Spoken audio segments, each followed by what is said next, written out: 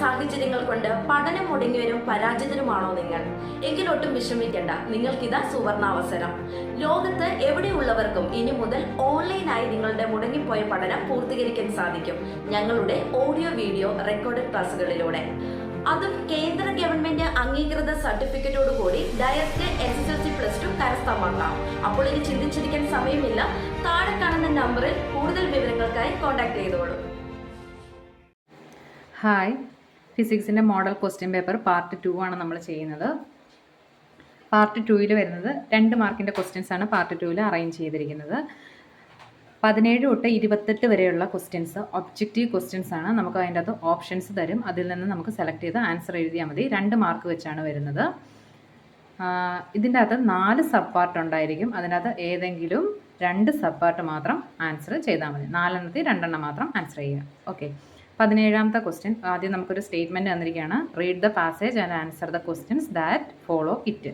ആദ്യം ഈ പാസേജ് വായിക്കുക, എന്നിട്ട് താഴെ തന്നിരിക്കുന്ന ക്വസ്റ്റ്യൻസിന് ആൻസർ ഓപ്ഷൻസ് ഏതാണോ കറക്റ്റായിട്ട് വരുന്ന ആൻസർ അത് സെലക്ട് ചെയ്ത് എഴുതുക. പാസേജ് ഇതാണ്. Friction between any two surfaces in contact is the force that opposes the relative motion between them. The force of limiting friction between any two surfaces in contact is directly proportional to normal reaction between them. That is, F proportional to R or F is equal to mu R. Mu is the coefficient of limiting friction, then mu is equal to tan theta. Questions 4 questions തന്നിട്ടുണ്ട്. നമുക്ക് ക്വസ്റ്റ്യൻസിലേക്ക് വരാം. അതിന് മുന്നേ കുറച്ച് topic നോക്കാം. Okay, എന്താണ് friction എന്ന് പറഞ്ഞാൽ? അതിൻ്റെ സ്ലൈഡാണ് ഇപ്പോൾ കാണിച്ചിരിക്കുന്നത്. Frictional force arises when 2 substances contact each other. 2 സബ്സ്റ്റൻസുകൾ കോണ്ടാക്ട് ചെയ്യുമ്പോൾ ഉണ്ടാകുന്ന ഫോഴ്സാണ് ഫ്രിക്ഷണൽ ഫോഴ്സ് എന്ന് പറഞ്ഞാൽ. ഇപ്പോൾ താഴത്തെ ആ ഒരു ഫിഗർ കണ്ടോ?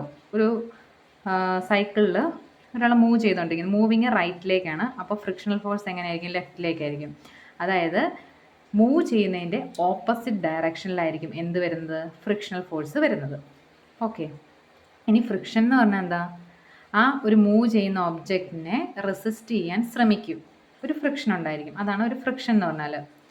മൂവ്മെൻറ്റിന് റെസിസ്റ്റ് ചെയ്യാൻ ശ്രമിക്കും. അതായത് the friction is a force. അതൊരു ഫോഴ്സാണ്. അതെന്താ ചെയ്യുന്നത്? That resist the motion of object അല്ലെങ്കിൽ സർഫസ് ഓർ സർഫസ്. സർഫസിനെയോ മോഷൻ ഓഫ് ദ ഒബ്ജക്റ്റിനെയോ റെസിസ്റ്റ് ചെയ്യാൻ ശ്രമിക്കും, തടയാൻ ശ്രമിക്കും. അതാണ് ഫ്രിക്ഷൻ എന്ന് പറയുന്നത്. ഇനി ടൈപ്സ് ഓഫ് ഫ്രിക്ഷൻസിൻ്റെ എക്സാമ്പിളാണ്. ഒന്നാമത്തെ static friction, sliding friction, rolling friction, air friction, viscous friction. Static friction എന്ന് പറഞ്ഞാൽ എന്താ? സ്റ്റാറ്റിക് ഫ്രിക്ഷൻ എന്ന് പറഞ്ഞാൽ മൂവ് ചെയ്യാതിരിക്കുന്ന ഒരു ഒബ്ജക്റ്റിന് ഉണ്ടാകുന്ന ഫ്രിക്ഷനാണ് സ്റ്റാറ്റിക് ഫ്രിക്ഷൻ എന്ന് പറയുന്നത്. സപ്പോസ് ഇപ്പോൾ അത് ലെഫ്റ്റിൽ നിന്നൊരു ഫോഴ്സ് കൊടുക്കുകയാണെങ്കിൽ സ്റ്റാറ്റിക് ഫ്രിക്ഷൻ എങ്ങനെയായിരിക്കും? ലെഫ്റ്റിലേക്ക്, അതായത് നേരെ ഓപ്പോസിറ്റായിട്ട് മൂവ് ചെയ്യും. ഇപ്പം ഇതിൻ്റെ അകത്ത് ഫോഴ്സ് ഒന്നും കൊടുത്തില്ല എന്നിരിക്കട്ടെ. ഫോഴ്സ് ഒന്നും കൊടുത്തില്ലെങ്കിൽ അതിൻ്റെ സ്റ്റാറ്റിക് ഫ്രിക്ഷൻ എങ്ങനെയായിരിക്കും? സ്റ്റാറ്റിക് ഫ്രിക്ഷൻ ഈ പോയിന്റിലായിരിക്കും ഫ്രിക്ഷൻ വരിക. ഓക്കെ, ഇങ്ങോട്ട് മൂവ് ചെയ്യുന്നതെന്നല്ല മീൻ ചെയ്യുന്നത്. ഫ്രിക്ഷൻ വരുന്നത് ഈ പോയിന്റിലായിരിക്കും ഫ്രിക്ഷൻ വരിക.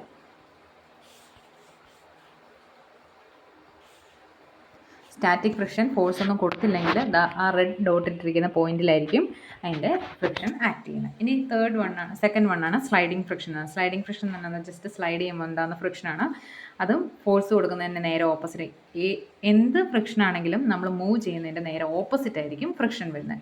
അതിപ്പോൾ സ്ലൈഡിങ് ആണെങ്കിലും റോളിംഗ് ആണെങ്കിലും നിങ്ങൾക്ക് കാണുമ്പോൾ മനസ്സിലാവും. റോളിംഗ് ഫ്രിക്ഷൻ എന്ന് പറഞ്ഞാൽ എന്താ? ഒരു റോളിംഗ് ഒബ്ജക്റ്റ് ആയിരിക്കും, വീല് പോലെ ഇരിക്കുന്ന ഒരു ഒബ്ജക്റ്റിന് ഉണ്ടാകുന്നതായിരിക്കും. അത് ഫോഴ്സ് കൊടുക്കുന്നു, റോളിംഗ് ഫ്രിക്ഷൻ നേരെ ഓപ്പോസിറ്റ് വരുന്നു. ഇനി അടുത്ത ഏതായിരുന്നു? Air friction. എയറോപ്ലെയിനൊക്കെ പോകുമ്പോഴത്തേക്ക് എയറിലുണ്ടാകുന്നൊരു ഫ്രിക്ഷനാണ്. അതുപോലെ വെള്ളത്തിൽ കൂടെ ഒരു ഒബ്ജക്റ്റ് മൂവ് ചെയ്യുമ്പോൾ വിസ്കസ് ഫ്രിക്ഷൻ ഉണ്ടാകുന്നു. എല്ലാം നേരെ എങ്ങനെയായിരിക്കും? മൂവ്മെൻറ്റിന് ഓപ്പോസിറ്റ് ആയിട്ടായിരിക്കും ഫ്രിക്ഷൻ ആക്ട് ചെയ്യുന്നത്. ഇനി ഈ ഫ്രിക്ഷനെ കുറച്ച് ഫാക്ടേഴ്സ് അഫക്റ്റ് ചെയ്യുന്നുണ്ടല്ലേ? എന്തൊക്കെ ഫാക്ടേഴ്സാണ്? ഒന്നാമത്തെ നമുക്കറിയാം, ഫ്രിക്ഷണൽ ഫോഴ്സ് എന്ന് പറഞ്ഞാൽ എന്താ? മോഷനെ ഒപ്പോസ് ചെയ്യുന്നതാണ് ഫ്രിക്ഷണൽ ഫോഴ്സ് എന്ന് പറഞ്ഞാൽ. അതായത് മോഷനെ തടയുന്നതാണ് ഫ്രിക്ഷണൽ ഫോഴ്സ് എന്ന് പറഞ്ഞാൽ. ഫ്രിക്ഷൻ, അതായത് ഈ ഫോഴ്സ് എന്ന് പറഞ്ഞാൽ, മോഷനെ തടയുന്ന ഈ ഫോഴ്സ് എന്ന് പറഞ്ഞാൽ അതിൻ്റെ ഏരിയ ഓഫ് കോണ്ടാക്ട്, എന്തുമാത്രം ഏരിയ കോണ്ടാക്റ്റിലുണ്ട് എന്നതിനെ ഡിപ്പെൻഡ് ചെയ്യുന്നില്ല. അത് ഡിപ്പെൻഡ് ചെയ്യുന്ന എന്തിനായിരിക്കും? വെയിറ്റ് ഓഫ് ദ ഒബ്ജക്റ്റിനെ ആയിരിക്കും അത് ഡിപ്പെൻഡ് ചെയ്യുന്നത്. അതെങ്ങനെയായിരിക്കും? ഫ്രിക്ഷൻ ഡയറക്ട്ലി പ്രൊപ്പോർഷണൽ ടു എങ്ങനെയായിരിക്കും? Friction directly proportional to weight of the object ആയിരിക്കും. ഇത് നോക്കുക, not related to the area of contact. ഇത് ഇമ്പോർട്ടൻ്റ് ആണ്, ഇത് മറക്കരുത് കേട്ടോ. നമ്മൾ വിചാരിക്കും, എന്താ വിചാരിക്കുക?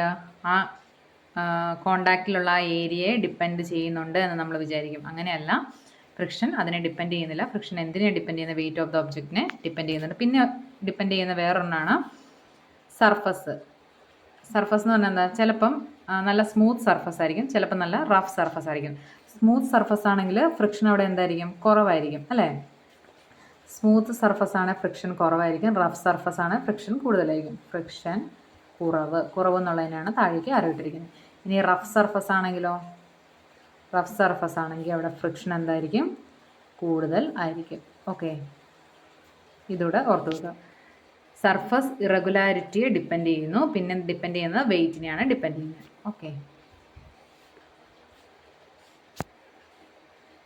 ഇനി നമുക്ക് ക്വസ്റ്റ്യനിലേക്ക് വരാം. ഒന്നാമത്തെ ക്വസ്റ്റ്യൻ നോക്കിയാൽ, the maximum force of static friction between A pair of surface is independent of. Independent of എന്ന് പറഞ്ഞാൽ എന്താ? ഡിപ്പെൻഡ് ചെയ്യാത്തത്. എന്തിനെ ഡിപ്പെൻഡ് ചെയ്യാത്തത്? ഏരിയ ഓഫ് കോണ്ടാക്റ്റിനെ ആയിരിക്കും. അതിൻ്റെ അകത്ത് ആൻസർ ഏതായിരിക്കും? ആൻസർ ഓപ്ഷൻ സി ആയിരിക്കും. ബാക്കി എല്ലാത്തിനും mass of the body, coefficient of friction, acceleration due to gravity, ഇതിനെല്ലാം എന്ത് ചെയ്യുന്നുണ്ട്? ഡിപ്പെൻഡ് ചെയ്യുന്നുണ്ട്. ഇനി അടുത്ത ക്വസ്റ്റ്യൻ നോക്കി, unit of coefficient of limiting friction.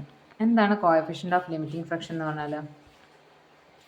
Okay, ഇവിടെ ഫസ്റ്റ് സ്ലൈഡിൽ കാണിച്ചിരിക്കുന്നത് ഒന്ന് സ്റ്റാറ്റിക് ഫ്രിക്ഷൻ ആയിരിക്കും, രണ്ട് കൈനറ്റിക് ഫ്രിക്ഷൻ. സ്റ്റാറ്റിക് ഫ്രിക്ഷൻ എന്ന് പറഞ്ഞാൽ ഒബ്ജക്റ്റ് റെസ്റ്റിലായിരിക്കുമ്പോൾ ഉള്ള ഫ്രിക്ഷനാണ്, മോഷനില്ല. കൈനറ്റിക് ഫ്രിക്ഷൻ എന്ന് പറഞ്ഞാൽ മൂവ്മെൻറ്റ് ഉള്ള ഒരു വസ്തുവിലുണ്ടാകുന്ന ഫ്രിക്ഷൻ. അത് നോക്കിക്കേ, സ്റ്റാറ്റിക് ഫ്രിക്ഷൻ എവിടെയായിരിക്കും? സ്റ്റാറ്റിക് ഫ്രിക്ഷൻ ദാ ഈ ഒരു പോയിന്റിലായിരിക്കും സ്റ്റാറ്റിക് ഫ്രിക്ഷൻ.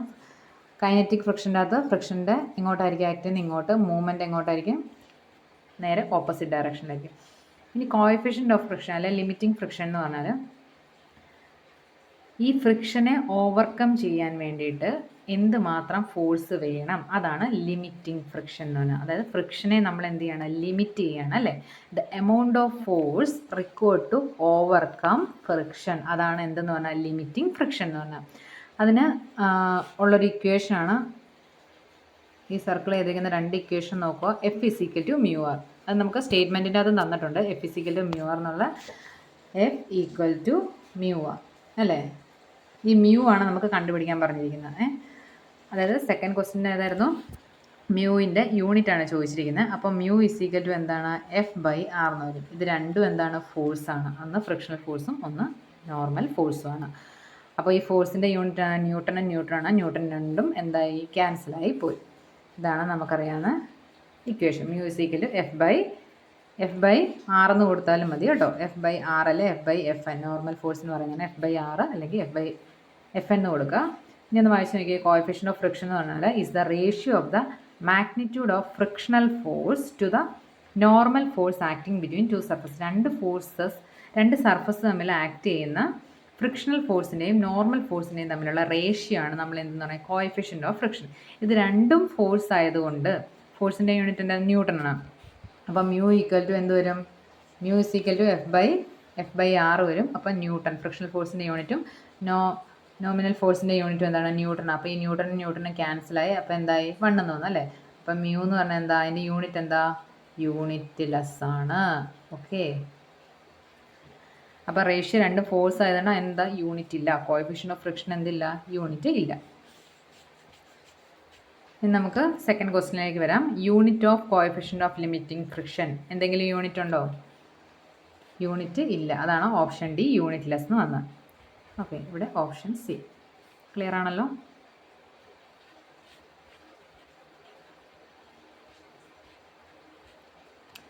ഇനി അതിൻ്റെ തേർഡ് പാർട്ടാണ് ക്വസ്റ്റ്യൻ. നമുക്ക് arranging in ascending order. Ascending ഓർഡറിൽ അറേഞ്ച് ചെയ്യാൻ. ആരെ അറേഞ്ച് ചെയ്യേണ്ട? Mu R, mu K, mu S. ഇനി അതെന്താണ്?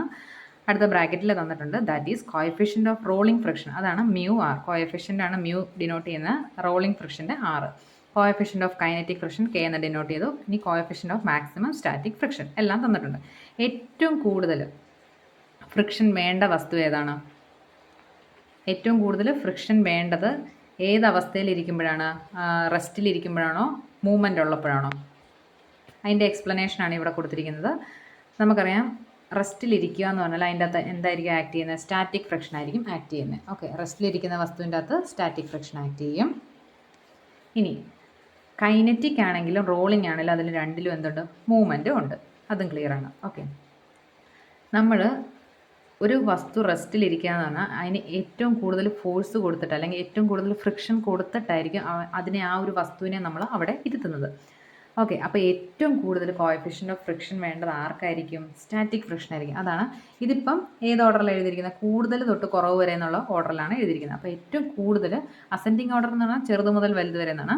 ഇതിപ്പോൾ ഡിസെൻഡിങ് ഓർഡറിലാണ്, വലുത് മുതൽ ചെറുത് വരെയാണ് എഴുതിയിരിക്കുന്നത്. അപ്പോൾ ക്വസ്റ്റ്യൻ ക്ലിയർ ആയിട്ട് നോക്കുക, അതിന് ശേഷം മാത്രം എഴുതുക. ഇതേതാ? ഡിസെൻഡിങ് ഓർഡർ കേട്ടോ. ഇത് ഡിസെൻഡിങ് ഓർഡറാണ്. ഇനി അപ്പോൾ ആർക്കാണ് ഏറ്റവും കൂടുതൽ ഫ്രിക്ഷൻ ഫോഴ്സ് വേണ്ടത്? സ്റ്റാറ്റിക് റെസ്റ്റിലായിരിക്കുന്ന ഒബ്ജക്റ്റിനായിരിക്കും വേണ്ടത്. ഇനി അടുത്തത് കൈനറ്റിക്കിനാണോ മ്യൂആറിനാണോ വേണ്ടതെന്നാണ്. അപ്പം നെക്സ്റ്റ് വേണ്ടത് കൈനറ്റിക്കിനാണ്, അത് കഴിഞ്ഞിട്ട് മ്യൂആറിനാണ്. ഇത് ഈ ഒരു ഓർഡറിൽ തന്നെ പഠിച്ചു വെക്കുക. ഈ ഓർഡറിൽ തന്നെ ഇങ്ങനെ പഠിച്ചു വെച്ചാൽ മതി കേട്ടോ. Mu S greater than mu K greater than mu R. ഇത് ഏതിലാണ്? ഇത് തന്നിരിക്കുന്നത് ഡിസെൻഡിങ് ഓർഡറിലാണ് ഈ തന്നിരിക്കുന്നത്. ഇനി അസെൻഡിങ് ഓർഡറിൽ ഏതാ? അതാണ് ക്വസ്റ്റിനെ ചോദിച്ചിരിക്കുന്നത്. അസെൻഡിങ് ഓർഡറിൽ എഴുതാനാണ് പറഞ്ഞിരിക്കുന്നത്, ചെറുത് മുതൽ വലുത് വരെ. ഓക്കെ, അപ്പോൾ ഇതിൻ്റെ അകത്ത് ഓപ്ഷൻ ഏതായിരിക്കും വരുന്നത്? ഏറ്റവും കുറവ് ആറിനായിരിക്കും, പിന്നെ കെയ്ക്കായിരിക്കും, പിന്നെ ആർക്കായിരിക്കും? മ്യൂ എസിനായിരിക്കും. അപ്പോൾ ഏതാണ് ആൻസർ വരുന്നത്? ഓപ്ഷൻ ബി ആണ് ആൻസർ വരുന്നത്. ക്ലിയർ ആണല്ലോ? ഇനി അടുത്ത ക്വസ്റ്റ്യൻ ഒന്ന് വായിച്ച് നോക്കി. The value of static friction acting on a body at rest. അപ്പോൾ ആ ബോഡി എങ്ങനെയായിരിക്കും? ആ ഒരു ഒബ്ജക്റ്റ് റെസ്റ്റിലിരിക്കുകയാണ്, അതിൻ്റെ അകത്ത് എന്തുമാത്രം സ്റ്റാറ്റിക് ഫ്രിക്ഷൻ ആക്ട് ചെയ്യുന്നുണ്ട് എന്നാണ് ചോദിച്ചിരിക്കുന്നത്. Which is under the influence of applied external force of 5 newton. ഒരു റെസ്റ്റിലിരിക്കുന്ന ഒരു ഒബ്ജക്റ്റിന് നമ്മൾ ഒരു എക്സ്റ്റേണൽ ഫോഴ്സ് 5 ന്യൂട്ടൺ അപ്ലൈ ചെയ്തു, അതിൻ്റെ ഇൻഫ്ലുവൻസ് കിട്ടി. അപ്പോൾ അതിൻ്റെ അകത്തെ സ്റ്റാറ്റിക് ഫ്രിക്ഷൻ എത്രയായിരിക്കും? ഓക്കെ, ഇതാണ് question. The value of static friction acting on a body at rest. Okay, object റെസ്റ്റിലിരിക്കുന്നു, ഫോഴ്സ് നമ്മൾ താഴേക്ക് വലിക്കുന്നു, എത്ര ന്യൂട്ടൺ കൊടുത്ത്? 5 ന്യൂട്ടൺ. ഇത് ക്വസ്റ്റ്യൻ വേറെ രീതി ചോദിച്ചു എന്നേ ഉള്ളൂ. A force of 5 newton is required. 5 newton റിക്കോർഡാണ് ടു മൂവ് ആൻ ഒബ്ജക്റ്റ്. ഒരു ഒബ്ജക്റ്റ് റെസ്റ്റിൽ നിന്ന് മൂവ് ചെയ്യാൻ എത്ര ന്യൂട്ടൺ റിക്കോർഡാണ്? 5 ന്യൂട്ടൺ റിക്കോർഡാണ്. അപ്പോൾ അതിൻ്റെ സ്റ്റാറ്റിക് ഫ്രിക്ഷൻ എത്രയാണ്? ഓക്കെ, അപ്പോൾ അതിൻ്റെ ആൻസർ എത്രയായിരിക്കും? 5 ന്യൂട്ടൺ റിക്കോർഡ് ആണെങ്കിൽ അതിൻ്റെ സ്റ്റാറ്റിക് ഫ്രിക്ഷൻ മ്യൂസ് എന്ന് പറഞ്ഞാൽ എത്രയായിരിക്കും? 5 ന്യൂട്ടൺ ആയിരിക്കും. ഓക്കെ, അതിൻ്റെ ആൻസർ വരുന്നത് അപ്പം ഓപ്ഷൻ ബി ആണ്, 5 ന്യൂട്ടൺ. നമുക്ക് തന്നിരിക്കുന്ന ക്വസ്റ്റ്യൻ പേപ്പറിലെ ക്വസ്റ്റ്യൻ എന്താണ്? The value of static friction acting on a body at rest. റെസ്റ്റിലിരിക്കുമ്പം ആ ബോഡിയിൽ ആക്ട് ചെയ്യുന്ന സ്റ്റാറ്റിക് ഫ്രിക്ഷൻ എത്രയാണ്? Which is under the influence of applied external force 5 newton. 5 newton കൊടുത്തു കഴിയുമ്പോഴത്തേക്കും അതിലുണ്ടാകുന്ന സ്റ്റാറ്റിക് ഫ്രിക്ഷൻ എത്രയാണ്? എത്രയായിരിക്കും? 5 ന്യൂട്ടൺ ആയിരിക്കും. ഓക്കെ, ക്ലിയർ ആണല്ലോ? ഓപ്ഷൻ ബി ആണ് ഇതിൻ്റെ അകത്ത് ആൻസർ വരുന്നത്. ഇത് വേറൊരു ക്വസ്റ്റ്യൻ ആണ്, ജസ്റ്റ് ഒന്ന് വായിക്കാൻ വേണ്ടിയിട്ടാണ് കേട്ടോ. ജസ്റ്റ് നോക്കുക.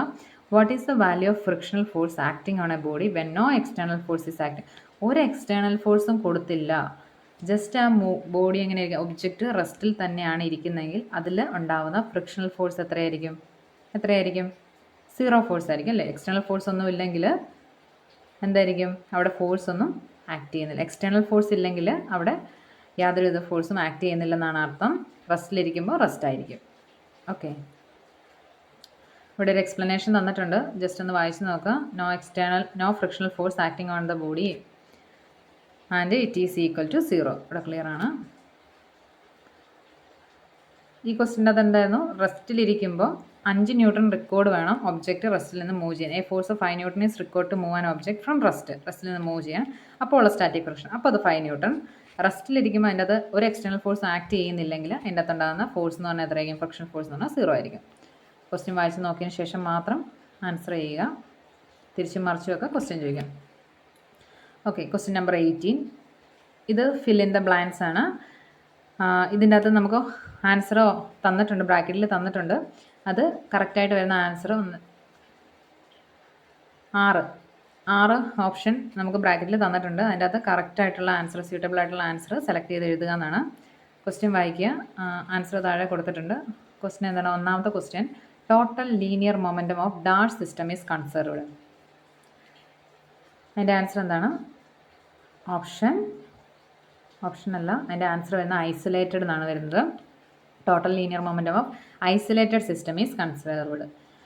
ഇനി എന്താണ് കൺസർവേഷൻ ഓഫ് മൊമെൻ്റ് എന്ന് പറഞ്ഞാൽ? കൺസർവേഷൻ ഓഫ് മൊമെൻ്റ് എന്ന് പറഞ്ഞാൽ 2 ഒബ്ജക്റ്റുകൾ അല്ലെങ്കിൽ 2 ബോൾ, എന്തെങ്കിലും 2 വസ്തുക്കൾ കൂട്ടിയിടിക്കുമ്പോൾ ബിഫോർ കൊളീഷനും ആഫ്റ്റർ കൊളീഷനും ആ ടൈമിലുള്ള 2 ടൈമിലുള്ള മൊമെൻറ്റവും എന്തായിരിക്കും? സെയിം ആയിരിക്കും. അതാണ് കൺസർവേഷൻ ഓഫ് മൊമെൻറ്റം എന്ന് പറഞ്ഞാൽ. ഒരു എക്സ്റ്റേണൽ ഫോഴ്സും ആക്ട് ചെയ്തിട്ടില്ലെങ്കിൽ ടോട്ടൽ മൊമെൻറ്റം ബിഫോർ കൊളീഷനും ടോട്ടൽ മൊമെൻറ്റം ആഫ്റ്റർ കൊളീഷനും എന്തായിരിക്കും? ഈക്വൽ ആയിരിക്കും എന്നാണ് പറയുന്നത്. അതാണ് കൺസർവേഷൻ ഓഫ് മൊമെൻറ്റം. ഇത് സ്ലൈഡ് തന്നിട്ടേ ഉള്ളൂ. ഇത് നമുക്ക് ആപ്ലിക്കേഷൻ ലെവലിൽ കൊളീഷനും എക്സ്പ്ലോഷനും ഒക്കെ ചോദിക്കാം. രണ്ട് വണ്ടികൾ തമ്മിൽ കൂട്ടിയിടിക്കുന്നതായിട്ടൊക്കെ ചോദിക്കാം കേട്ടോ. ഇതൊരു സ്റ്റേറ്റ്മെൻ്റ് ആണ്, കൺസർവേഷൻ ഓഫ് മൊമെൻറ്റം. ജസ്റ്റ് ഒന്ന് വായിച്ച് നോക്കുക. അപ്പോൾ ഇതിൻ്റെ ആൻസർ എന്താണ് വരുന്നത്? Total linear momentum of isolated system is conserved. ഇനി second question, the rate of change of momentum is higher. Momentum കൂടുതലാണ്, അപ്പോൾ അവിടെ ഉണ്ടാകുന്ന ഫോഴ്സും എന്തായിരിക്കും? ഓഫ് കോഴ്സ് കൂടുതലായിരിക്കും. മൊമെൻറ്റം കൂടുതലാണെങ്കിൽ ഫോഴ്സ് കൂടുതലാണെങ്കിൽ മൊമെൻറ്റം കൂടുതലായിരിക്കും. ഓക്കെ, അപ്പോൾ സെക്കൻഡ് എന്തായിരിക്കും? ഓപ്ഷനല്ല, ആൻസർ വരുന്നത് മോർ എന്നായിരിക്കും. The rate of change of momentum is higher when force is more.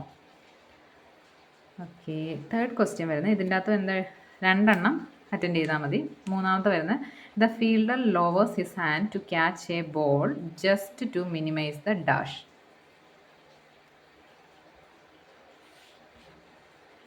അതായത് നമ്മൾ കണ്ടിട്ടുണ്ട് ക്രിക്കറ്റിൻ്റെ അകത്ത് ബോള് പിടിക്കുമ്പോഴത്തേക്ക് എങ്ങനെയായിരിക്കും ഫീൽഡർ എങ്ങനെയായിരിക്കും അയാളുടെ കൈ ഇങ്ങനെ താത്തിക്കൊണ്ടിരും അല്ലേ.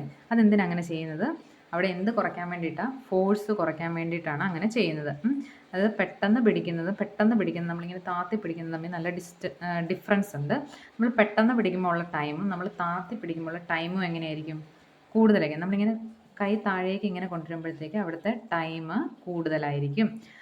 അപ്പോൾ ടൈം കൂടുമ്പോഴത്തേക്ക് എന്താണ്? ഫോഴ്സ് കുറയും. ഓക്കെ, അതുപോലെ തന്നെ വേറൊരു എക്സാമ്പിളാണ്, നമ്മൾ മുകളിൽ നിന്ന് ഇപ്പോൾ ഒരു ഫസ്റ്റ് ഫ്ലോറിൽ നിന്ന് നമ്മൾ താഴേക്ക് ചാടുക. അപ്പോൾ ഒരു സിമൻറ്റ് ഫ്ലോറിലേക്ക് ചാടുന്നതും ഒരു മണൽ കൂനയിലേക്ക് ചാടുന്നതും തമ്മിൽ വ്യത്യാസമുണ്ട്. സിമൻറ്റിലേക്ക് ചാടുമ്പോൾ എന്താ, സിമൻറ്റ് താഴത്തില്ല അല്ലേ, അപ്പോൾ അവിടുത്തെ ഒരു ടൈമുണ്ട്. മണ്ണിലേക്ക്, അതായത് മണലിൻ്റെ കൂന ഇങ്ങനെ കൂട്ടിയിട്ടിരിക്കുകയെന്ന് വിചാരിക്കുക.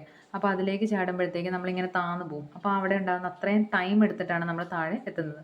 അപ്പോൾ ആ ടൈം കൂടുമ്പോഴത്തേക്ക് എന്തായിരിക്കും? ഫോഴ്സ് കുറവായിരിക്കും. ഒന്ന് ക്രിക്കറ്റിൻ്റെ അകത്ത് എക്സാമ്പിൾ ചോദിക്കാം, പിന്നെ ഈ നമ്മൾ മുകളിൽ നിന്ന് താഴേക്ക് ചാടുമ്പോൾ ഉള്ള എക്സാമ്പിൾ ചോദിക്കാം. ജസ്റ്റ് ഓർത്ത് വെക്കുക. അതെന്ത് കുറയ്ക്കാൻ വേണ്ടിയിട്ടാണ്? ഫോഴ്സ് കുറയ്ക്കാൻ വേണ്ടിയിട്ടാണ്. നാലാമത്തെ, recoil of the gun is based on the law of conservation of linear momentum. ഈ ലീനിയർ മൊമെൻറ്റം എന്ന് പറയുന്നത് ന്യൂട്ടൻ്റെ ഏത് ലോയെ എക്സ്പ്ലെയിൻ ചെയ്യുന്നത്? ന്യൂട്ടൻ്റെ സെക്കൻഡ് ലോ പറയുന്നതാണ് മൊമെൻറ്റത്തെക്കുറിച്ച് അല്ലേ. അപ്പോൾ അതും മൈൻഡിൽ വെക്കുക. റീകോയിൽ ഓഫ് ഗണ്ണ് ബേസ് ചെയ്യുന്ന ഏതാണ്? Law of conservation of linear momentum. Conservation of മൊമെൻറ്റത്തിൻ്റെ സ്റ്റേറ്റ്മെൻ്റ് ആണ് കൊടുത്തിരിക്കുന്നത്. ജസ്റ്റ് ഒന്ന് വായിച്ച് നോക്കുക. ഓക്കെ, ന്യൂട്ടൻ്റെ സെക്കൻഡ് ലോ ആണ് ഇവിടെ കൊടുത്തിരിക്കുന്നത്. സെക്കൻഡ് ലോ എന്താ പറയുന്നത്? The rate of change of momentum of a body is directly proportional to the force applied on it. അതായത് നമ്മൾ കൊടുക്കുന്ന ഫോഴ്സിന് ഡയറക്ട്ലി പ്രൊപ്പോർഷണൽ ആയിരിക്കും. അതുകൊണ്ടാണ് ഒരു ക്വസ്റ്റ്യൻ്റെ അകത്ത് ചോദിച്ചല്ലോ, മൊമെൻറ്റം കൂടുവാണെങ്കിൽ ഫോഴ്സ് എങ്ങനെയായിരിക്കും? ഫോഴ്സും കൂടുമായിരിക്കും. അതെന്താ? ഡയറക്ട്ലി പ്രൊപ്പോർഷണൽ ആണ്. Change in momentum take place in the direction of applied force. നമ്മൾ അപ്ലൈ ചെയ്യുന്ന ഫോഴ്സിൻ്റെ ആ ഡയറക്ഷനിലായിരിക്കും മൊമെൻറ്റം ചേഞ്ച് ചെയ്യുന്നത്. ഓക്കെ, ഇതൊരു ക്വസ്റ്റ്യൻ ആണ്, ജസ്റ്റ് ഒന്ന് നോക്കുക. Prove that rate of change of momentum is equal to. Rate of change of momentum ഫോഴ്സിന് ഈക്വൽ ആണ്. ഡയറക്ട്ലി പ്രൊപ്പോർഷണൽ നമ്മൾ പറഞ്ഞല്ലേ, അപ്പോൾ അത് ഫോഴ്സിന് ഈക്വൽ ആണെന്നാണ്. അപ്പം അതെങ്ങനെയാണ്? അതിൻ്റെ സ്റ്റേറ്റ്മെൻറ്റ് എന്താണെന്നാണ് ചോദിക്കുക. നമുക്കറിയാവുന്ന ഒരേ ഒരു ഇക്വേഷൻ എന്താണ്? മൊമെൻറ്റത്തിൻ്റെ equation. Momentum P is equal to mass into velocity എന്ന് പറയുന്ന ഈ ഇക്വേഷനാണ്. അപ്പം ചേഞ്ച് ഇൻ മൊമെൻറ്റം എടുക്കാൻ വേണ്ടിയിട്ട് നമ്മൾ ഫൈനലും ഇനിഷ്യലും, അതാണ് എഫ് ഫോർ ഫൈനൽ. ഇനിഷ്യൽ എന്നുള്ള ഇനിഷ്യൽ മൊമെൻറ്റത്തിനെ പി ഐ എന്നും ഫൈനൽ മൊമെൻറ്റത്തിനെ പി എഫ് എന്നും നമ്മൾ എടുത്തു. ചേഞ്ച് ഇൻ മൊമെൻറ്റം വരുമ്പോൾ എന്തായിരിക്കും? ഫൈനൽ മൈനസ് ഇനിഷ്യൽ എടുത്തു. ഇനി rate of change of momentum വരുമ്പോഴത്തേക്ക് എന്താ ചെയ്യുക? ഒരു ടൈം വെച്ച്, റേറ്റ് ഓഫ് ചേഞ്ച് എന്ന് പറയുമ്പോഴത്തേക്ക് ടൈം വെച്ച് ഡിവൈഡ് ചെയ്യാനാണ്. അപ്പം മൊമെൻറ്റം എത്രയാണ്? മാസ് ഇൻറ്റു വെലോസിറ്റിയാണ്. അപ്പം mass into V F minus mass into V I by time. അപ്പോൾ വെലോസിറ്റി ബൈ ടൈം എന്ന് പറഞ്ഞാൽ എന്തായിരിക്കും? വെലോസിറ്റി ബൈ ടൈം എന്ന് പറഞ്ഞാൽ ആക്സിലറേഷനാണ്. അതാണ് എന്തെന്ന് പറയുന്നത്? എം ഇൻറ്റു എ എന്ന് പറയാം. അപ്പം ഇതിൻ്റെ അകത്ത് എമ്മും ഈ വെലോസിറ്റി ഇത് ടോട്ടൽ ബൈ ടൈം എടുത്തു. അപ്പം എങ്ങനെ ചെയ്യുന്നതെന്ന് വെച്ചാൽ അത് നമ്മൾ മൊമെൻ്റ് എന്ന് പറഞ്ഞാൽ എന്താ? മാസ് ഇൻറ്റു വെലോസിറ്റിയാണ്. അപ്പോൾ rate of change of moment എടുക്കാൻ വേണ്ടിയിട്ട് നമ്മൾ എന്താ എടുത്തത്? Mass into velocity by time എടുത്തു. മാസിനെ അവിടെ നമ്മൾ നിർത്തി. വെലോസിറ്റി ബൈ ടൈം എന്ന് പറഞ്ഞാൽ ആക്സിലറേഷൻ. ഈ എം എന്ന് പറഞ്ഞാൽ എന്താണ്? F is equal to M A ആണ്. അപ്പോൾ ന്യൂട്ടൻ്റെ സെക്കൻഡ് ലോ പറയുന്നതാണ് rate of change of momentum. Just ഒന്ന് മൈൻഡ് വെച്ചാൽ സിമ്പിളാണ്. അങ്ങനെ എന്തെങ്കിലും വന്നു കഴിഞ്ഞാൽ കണക്ട് ചെയ്തെടുക്കുക കേട്ടോ. ഇതും ചോദിക്കാൻ സാധ്യതയുണ്ട്. Rate of change of momentum force ആണ് നമ്മൾ പ്രൂവ് ചെയ്തു. ഓക്കെ, അടുത്ത ഈ ക്വസ്റ്റ്യൻ നോക്കുക. Fielder giving A swing while catching A ball is an example of. ഇത് ഏതിൻ്റെ എക്സാമ്പിളാണ്? ഫീൽഡർ എന്താ കൈ ഇങ്ങനെ താത്തിക്കൊണ്ടിരും. ബോൾ ക്യാച്ച് ചെയ്യുമ്പോൾ ഫീൽഡർ കൈ താത്തുന്നത് എന്തുകൊണ്ടാണ് എന്നാണ് നമ്മൾ പറഞ്ഞത്. ഫോഴ്സ് കുറയ്ക്കാൻ വേണ്ടിയിട്ടാണെന്ന് പറഞ്ഞു. ഇനി അത് ന്യൂട്ടൻ്റെ ഏത് ലോ ആണ് എക്സ്പ്ലെയിൻ ചെയ്യുന്നത്? ന്യൂട്ടൻ്റെ സെക്കൻഡ് ലോ ആണ് എക്സ്പ്ലെയിൻ ചെയ്യുന്നത്. ഓക്കെ, ഓപ്ഷൻ ഇവിടെ ഏതായിരിക്കും ആൻസർ? ഓപ്ഷൻ 3 ആണ് ആൻസർ ആയിട്ട് വരിക. അതിൻ്റെ എക്സ്പ്ലനേഷൻ ആണ് കൊടുത്തിരിക്കുന്നത്. ജസ്റ്റ് ഇതാണ് ഇക്വേഷൻ. അപ്പം ടൈം എന്ത് ചെയ്തു? ടൈം കൂടുമ്പോഴത്തേക്ക് ഫോഴ്സ് കുറയും. ടൈം കൂടുമ്പോൾ ഫോഴ്സ് കുറയുന്നു. ഇതാണ് ബേസിക് ആയിട്ടുള്ള അതിൻ്റെ സ്റ്റേറ്റ്മെൻറ്റ്. ജസ്റ്റ് ഒന്ന് നോക്കുക കേട്ടോ. ഓക്കെ, 19ാമത്തെ ക്വസ്റ്റ്യൻ. നമുക്കൊരു പാസേജ് തന്നിരിക്കുകയാണ്. എന്നിട്ട് 2 ക്വസ്റ്റ്യൻസ് ഉണ്ട്. അതിൻ്റെ ക്വസ്റ്റ്യൻസിന് രണ്ടും ആൻസർ ചെയ്യുക. പാസേജ് വായിച്ച് നോക്കാം. ബെർണോളിസ് തിയറത്തിനെ കുറിച്ചാണ് പറയുന്നത്. Bernoulli's theorem has many application among which one is A spray gun. ഒന്നാമത്തെ ആപ്ലിക്കേഷൻ എന്താണ്? സ്പ്രേ ഗണ്ണാണ്. ഒരു സ്പ്രേ ബോട്ടിൽ ഒരു പിസ്റ്റൺ ഉണ്ട്. എന്നിട്ട് എന്താ നമ്മൾ സ്പ്രേ ചെയ്യണം അല്ലേ? സ്പ്രേ ചെയ്യാൻ വേണ്ടിയിട്ട് നമ്മൾ ഇതിൻ്റെ അകത്ത് ലിക്വിഡ് വെച്ചിട്ടുണ്ട്. ഈ ഒരു പോർഷൻ്റെ അകത്ത് ഒരു കണ്ടെയ്നറാണ്. അവിടെ ലിക്വിഡ് വെച്ചിട്ടുണ്ട്. ലിക്വിഡ് കണ്ടെയ്നറാണ് ഈ പിസ്റ്റൺ. ഇതാണ് പിസ്റ്റൺ. പിസ്റ്റൺ എന്ത് ചെയ്യുക? പുഷ് ചെയ്യുക. പുഷ് ചെയ്യുമ്പോഴത്തേക്ക് ഇതിൽ നിന്ന് ആ ലിക്വിഡ് കയറുന്നു, സ്പ്രേ ചെയ്യുന്നു. ഇതാണ് സംഭവം. ഓക്കെ, ഇതിൻ്റെ എക്സ്പ്ലനേഷനാണ് കൊടുത്തിരിക്കുന്നത്. നിങ്ങളൊന്ന് പോസ് ചെയ്തിട്ടൊന്ന് ക്വസ്റ്റ്യൻ വായിച്ച് നോക്കുക. എന്നിട്ട് അതിനകത്ത് 2 മെഷർമെൻറ്റ്സ് തന്നിട്ടുണ്ട്. റേഡിയസ് ആണ് ഇരിക്കുന്നത്. The radius of the piston and nozzle. പിസ്റ്റൻ്റെയും നോസിലിൻ്റെയും റേഡിയസ് തന്നിട്ടുണ്ട്. 20 mm 1 mm ആണ്. Upper end of the container is open to the atmosphere. Okay, ഇനി ക്വസ്റ്റ്യൻ പാർട്ട് എന്താണെന്ന് നോക്കാം. ക്വസ്റ്റ്യൻ ഞാൻ വായിക്കുന്നില്ല, ജസ്റ്റ് നിങ്ങൾ തന്നെ വായിച്ച് നോക്കുക കേട്ടോ. ഓക്കെ, ഒന്നാമത്തെ ക്വസ്റ്റ്യൻ എന്തായിരിക്കും? According to Bernoulli's theorem P plus half D V square plus H D G is equal to constant. അത് നമ്മൾ ബെർണോളിസ് തിയറത്തിൻ്റെ ഒരു എന്താ പറയുക, ഒരു ഇക്വേഷനാണ്. അതിനെ നമുക്ക് A plus B plus C is equal to constant. ഇതിൻ്റെ അകത്ത് എ എന്താണ്, ബി എന്താണ്, സി എന്താണ്, ഇതാണ് നമുക്ക് അറിയേണ്ടത്. ഓക്കെ, ഇതിൻ്റെ അകത്തേക്ക് നമുക്ക് നോക്കാം. ഇതിൻ്റെ അകത്ത് പി എന്ന് പറയുന്നത്, ഓക്കെ, ആദ്യം എ ബി സി എന്ന് നമുക്ക് ഡിനോട്ട് ചെയ്യാം. എ എന്താണ് വരുന്നത്? എ ആയിട്ട് പിയും ബി ആയിട്ട് ഹാഫ് ഡി വി സ്ക്വയർ. അടുത്ത എന്താ? സി വരുന്ന എച്ച് ഡി ജി. ഓക്കെ, നമുക്കൊന്നും അറിയാൻ മേലെങ്കിൽ പോലും നമുക്ക് ചെയ്യാൻ പറ്റും. സിമ്പിളായിട്ട് എന്തിരിക്കും, നമ്മൾ പണ്ട് തൊട്ടേ പഠിക്കുന്ന കൈനറ്റിക് എനർജിയുടെ ഇക്വേഷൻ എന്തായിരിക്കും? ഹാഫ് എം വി സ്ക്വയർ എന്ന് പഠിക്കും അല്ലേ? ഇവിടെ തന്നിരിക്കുന്നത് ഡി ആണ്. ഓക്കെ, അപ്പം ഈ ഹാഫ് ഡി വി സ്ക്വയർ എന്നുള്ള എന്താണ്? കൈനറ്റിക് എനർജിയാണ് നമുക്കറിയാം. ഇനി നമ്മൾ 10ാം ക്ലാസ് തൊട്ട് പഠിക്കുന്നതാണ് പൊട്ടൻഷ്യൽ എനർജിയുടെ ഇക്വേഷൻ. എന്താണ് പൊട്ടൻഷ്യൽ എനർജിയുടെ ഇക്വേഷൻ? റോ ജി എച്ച് എന്നുള്ളതാണ് പൊട്ടൻഷ്യൽ എനർജിയുടെ ഇക്വേഷൻ. ഇവിടെ തന്നിരിക്കുന്നത് എന്താ? ലെറ്റേഴ്സ് മാറിയിട്ടുണ്ടെന്നേ ഉള്ളൂ. അപ്പം ഈ തന്നിരിക്കുന്ന പൊട്ടൻഷ്യൽ എനർജി ആയിരിക്കും. ഇനി ആരാ മൂന്നാമതുള്ള? മൂന്നാമതുള്ളത് പ്രഷർ എനർജി. അപ്പോൾ ഫസ്റ്റ് വൺ എന്തായിരിക്കും? പ്രഷർ എനർജി ആയിരിക്കും. Pressure energy. അപ്പോൾ ക്ലിയർ ആണല്ലോ ആൻസർ. അപ്പോൾ first one pressure energy, kinetic energy, potential energy. Option ഏതായിരിക്കും ആൻസർ? ഓപ്ഷൻ വരുന്നത് ഏതാണ്? നോക്കിക്കേ, 4 ഓപ്ഷൻസ് റീഡ് ചെയ്യുക, എന്നിട്ട് അതിന് ശേഷം മാത്രം ആൻസർ ചെയ്യാവൂ. അതിൻ്റെ ഓപ്ഷൻ വരുന്ന ആൻസർ സി ആണ്. ഓപ്ഷൻ സി ആണ് ആൻസർ വരുന്നത്. Pressure energy, kinetic energy and potential energy. Clear ആണല്ലോ? Just A plus B plus C equal to constant. A എന്താണ്, ബി എന്താണ്, സി എന്താണെന്ന് നോക്കുക. ഹാഫ് എം വി സ്ക്വയർ എന്ന് പറഞ്ഞാൽ ഹാഫ് ഡി വി സ്ക്വയർ എന്നുള്ള, അപ്പോൾ അത് കൈനറ്റിക് എനർജി ആയിട്ട് നമ്മൾ കണക്ട് ചെയ്തെടുക്കുക കേട്ടോ. നമുക്കിപ്പോൾ ഒന്നും അറിയാൻ മേലെങ്കിൽ പോലും ഇപ്പോൾ ഫസ്റ്റ് നമുക്ക് കൺഫ്യൂഷൻ വരാം. പൊട്ടൻഷ്യൽ എനർജി ആണോ, പി പ്രഷർ എനർജി ആണോ, ഏതാണെന്ന് നമുക്ക് ഡൗട്ട് വരുന്ന ആ ഒരു കേസ് വരുമ്പോൾ നമ്മളിങ്ങനെ എടുത്താൽ മതി. അപ്പോൾ ആദ്യം നമ്മളിങ്ങനെ കാണാതെ പഠിക്കണമെന്നില്ല, കണക്ട് ചെയ്തെടുത്താൽ മതി. ജസ്റ്റ് ഈ ഒരു ഇക്വേഷൻ എന്താണെങ്കിലും പഠിച്ചിരിക്കുക. ബെർണോളിസ് തിയറം നോക്കിയിട്ട് വേണം. ഇതിൻ്റെ ആൻസർ ഓപ്ഷൻ സി. ഓക്കെ, രണ്ടാമത്തെ ക്വസ്റ്റ്യൻ നോക്കി. ഇതെല്ലാം 2 മാർക്കിൻ്റെ കേട്ടോ. രണ്ടാമത്തെ ക്വസ്റ്റ്യൻ വരുന്നത്, if the piston is pushed at A speed of 5 millimeter per second. 5 millimeter per second piston എന്ത് ചെയ്തു? പുഷ് ചെയ്തു. അതിൻ്റെ സ്പീഡാണ് തന്നിരിക്കുന്നത് അല്ലേ? വെലോസിറ്റി തന്നിട്ടുണ്ട്. The air comes out of the nozzle. Air പുറത്തേക്ക് വരുന്ന എത്ര സ്പീഡിലാണെന്ന്. അപ്പം ഇതിൻ്റെ അകത്ത് നമുക്ക് ഇക്വേഷൻ ഓഫ് കണ്ടിന്യൂറ്റി ആണ്. ഇക്വേഷൻ ഓഫ് കണ്ടിന്യൂറ്റി എന്തായിരുന്നു? A1 V1 is equal to A2 V2. ഇതാണ് ഇക്വേഷൻ ഓഫ് കണ്ടിന്യൂറ്റി പറയുന്നത്. ഇതിൻ്റെ അകത്ത് ഏരിയ എന്ന് പറഞ്ഞാൽ നമുക്കറിയാം. ഇതിൻ്റെ അകത്ത് റേഡിയസിലാണ് തന്നിരിക്കുന്നത്. അതുകൊണ്ട് ഏരിയ ഡയറക്റ്റ് തന്നിട്ടില്ല. അതുകൊണ്ട് നമുക്ക് ഏരിയയുടെ ഏരിയ എന്ന് പറഞ്ഞാൽ എന്താ? പൈ ആർ സ്ക്വയർ എന്നുള്ള ഇക്വേഷൻ എടുക്കുക. Pi R square. Okay, pi R1 square ആദ്യം ഫസ്റ്റ് കേസിന് എടുക്കുക. Pi R1 square V1 equal to pi R2 square V2. A1 V1 equal to A2 V2 ആണ്. ഏരിയയുടെ എക്സ്പാൻഷനാണ് പൈ ആർ സ്ക്വയർ എന്നുള്ളത്. Okay, അതിൻ്റെ അകത്ത് രണ്ട് വാല്യൂ ഇട്ട് കൊടുക്കുക. ആദ്യത്തെ എന്താണ്, A1 എന്ന് പറയുന്നത് 20 mm ആണ്. അത് നമുക്ക് ക്വസ്റ്റ്യൻ്റെ അകത്ത് തന്നിട്ടുണ്ട്. ആ പാസേജിൻ്റെ അകത്ത് 20 mm എന്ന് തന്നിട്ടുണ്ട്. Radius of the piston and nozzle clear ആയിട്ട് തന്നിട്ടുണ്ട്, നോക്കുക. അപ്പം R1 എന്ന് പറയുന്നത് 20 ആയിട്ട് എടുത്തു. അപ്പം piston area of the piston 20 ആണ്. ഏരിയ അല്ല, radius of the piston 20 mm ആണ്. അതുപോലെ നമുക്ക് തന്നിരിക്കുന്നത് പിസ്റ്റൺ പുഷ്ഡ് അറ്റ് സ്പീഡ് എത്രയാണ്, 5 mm² ആണ്. അപ്പം ഏരിയയ്ക്ക് പകരം എന്ത് കിട്ടി, റേഡിയസും കിട്ടി, നമുക്ക് വെലോസിറ്റിയും കിട്ടി 5. ഇനി നമുക്ക് ചോദിച്ചിരിക്കുന്നത് V2 ആണ് കണ്ടുപിടിക്കേണ്ടത്. പിന്നെ ക്വസ്റ്റ്യൻ്റെ അത് ആ പാസേജിൻ്റെ അകത്ത് തന്നിട്ടുണ്ട് 1 mm റെസ്പെക്റ്റീവ്ലിയും തന്നിട്ടുണ്ട്. ക്വസ്റ്റ്യൻ ഒന്നോടെ നോക്കുക.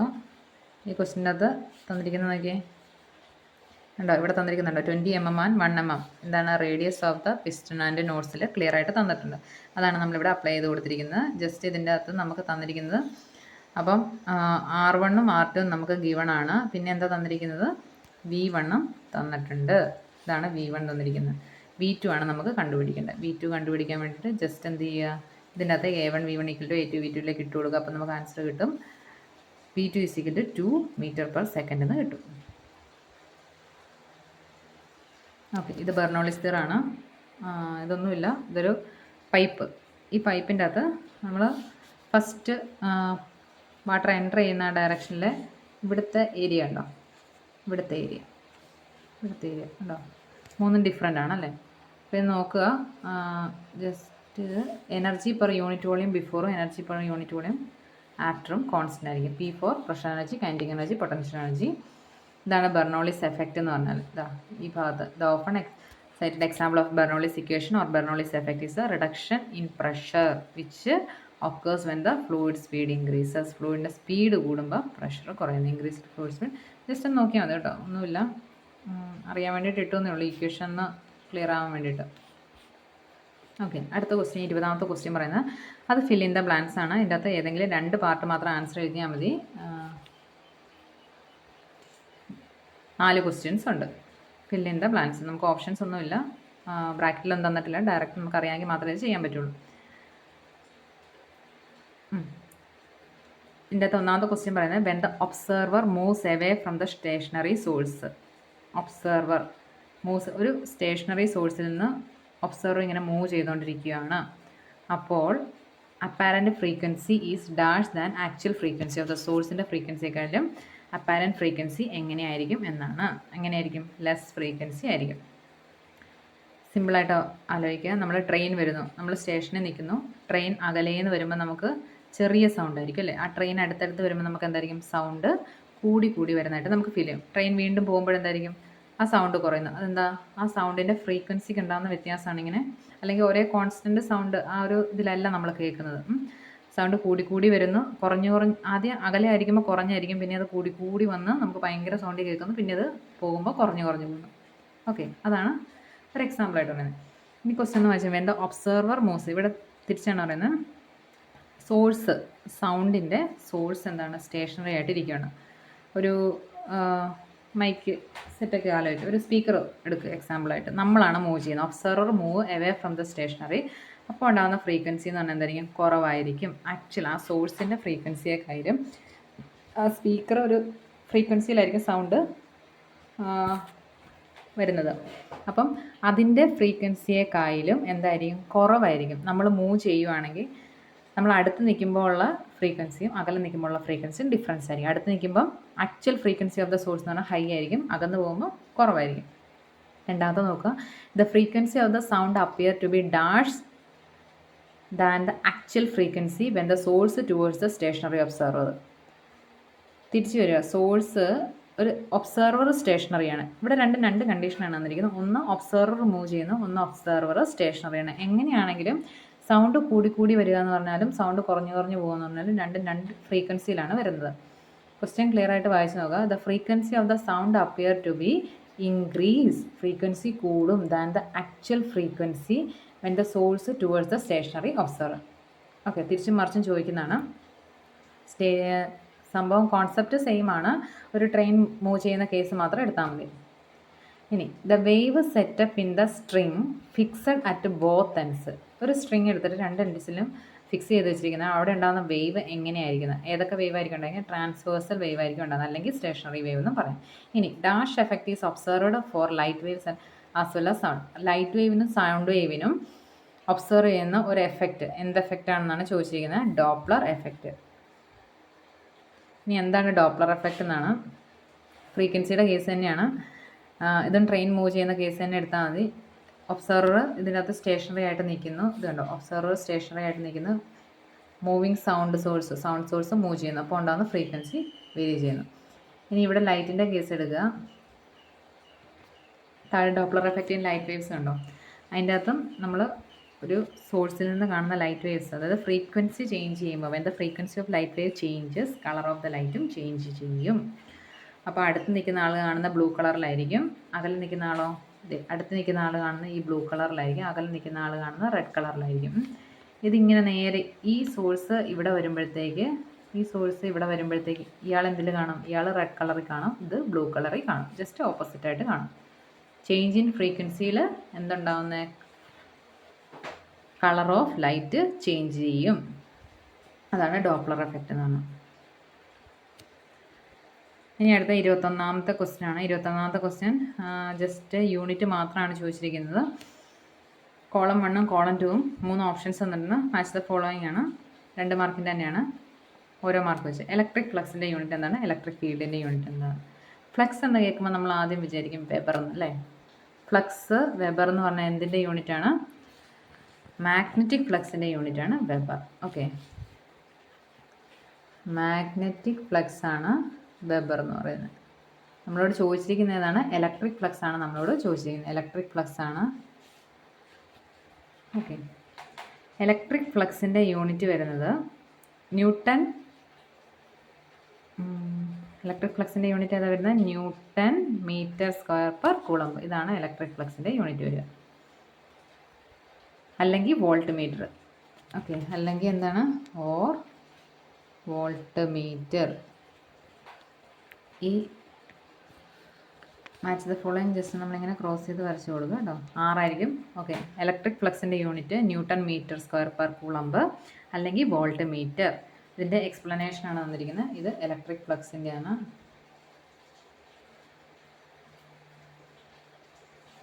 ഇതെന്താണ് തന്നിരിക്കുന്നത്? ഇത് ഇലക്ട്രിക് ഫീൽഡിൻ്റെ യൂണിറ്റ് ആണ്, ന്യൂട്ടൺ പെർ കൂളംബ്. ഓക്കെ,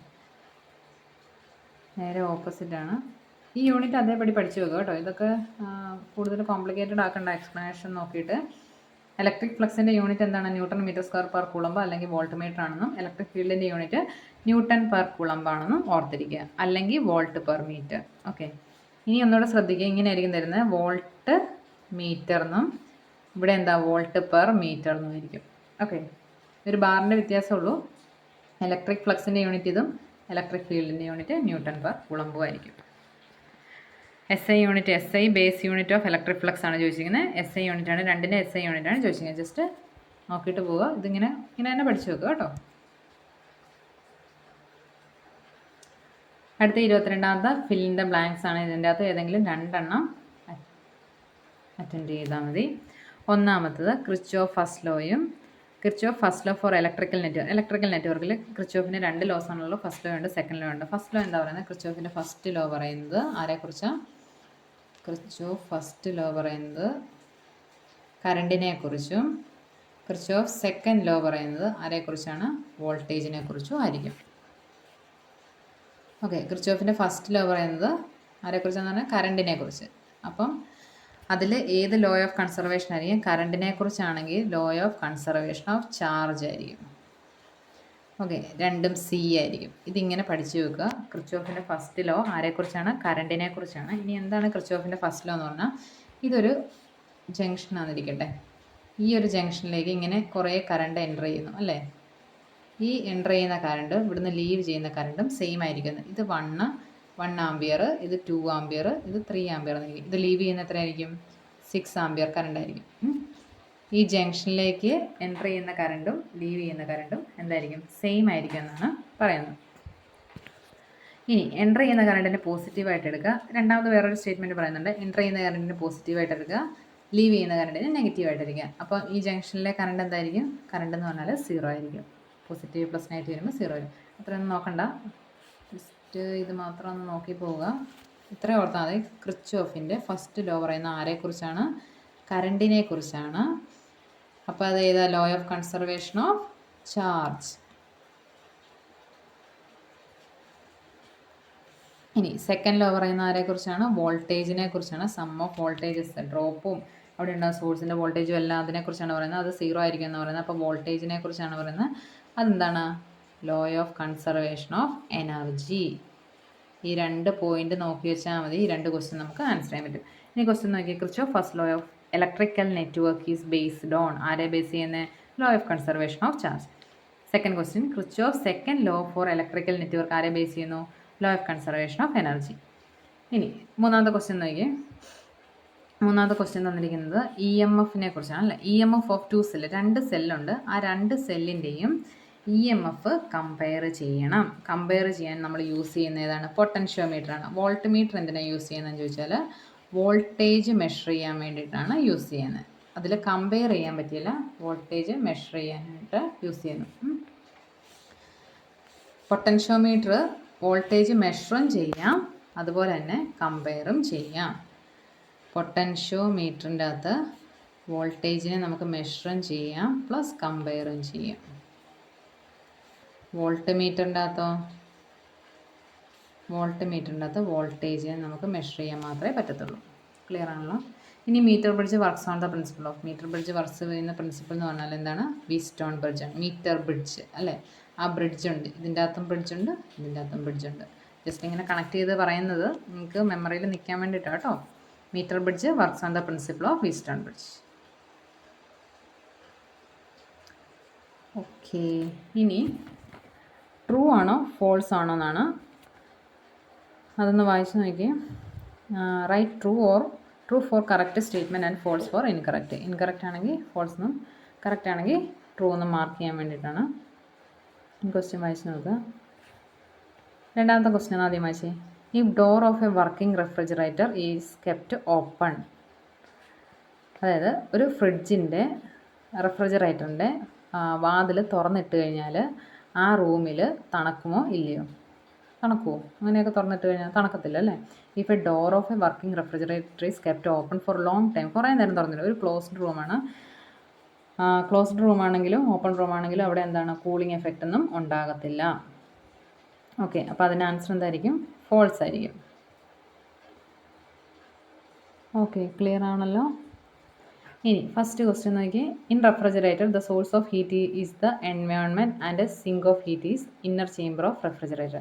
അതും തെറ്റാണ്. റെഫ്രിജറേറ്ററിൻ്റെ സോഴ്സ് ഓഫ് ഹീറ്റ് എന്ന് പറഞ്ഞാൽ എൻവയോൺമെൻറ്റും അല്ല, സിങ്ക് ഓഫ് ഹീറ്റ് എന്ന് പറഞ്ഞാൽ ഇന്നർ ചേംബർ ഓഫ് റെഫ്രിജറേറ്ററും അല്ലേ. അപ്പോൾ ഇത് രണ്ടും എന്താണ്? ഫോൾസ് ആണ്. ജസ്റ്റ് നോക്ക്, ഇങ്ങനെ ട്രൂ ഓർ ഫോൾസ് ഒക്കെ തരുമ്പോൾ സിമ്പിളാണ്.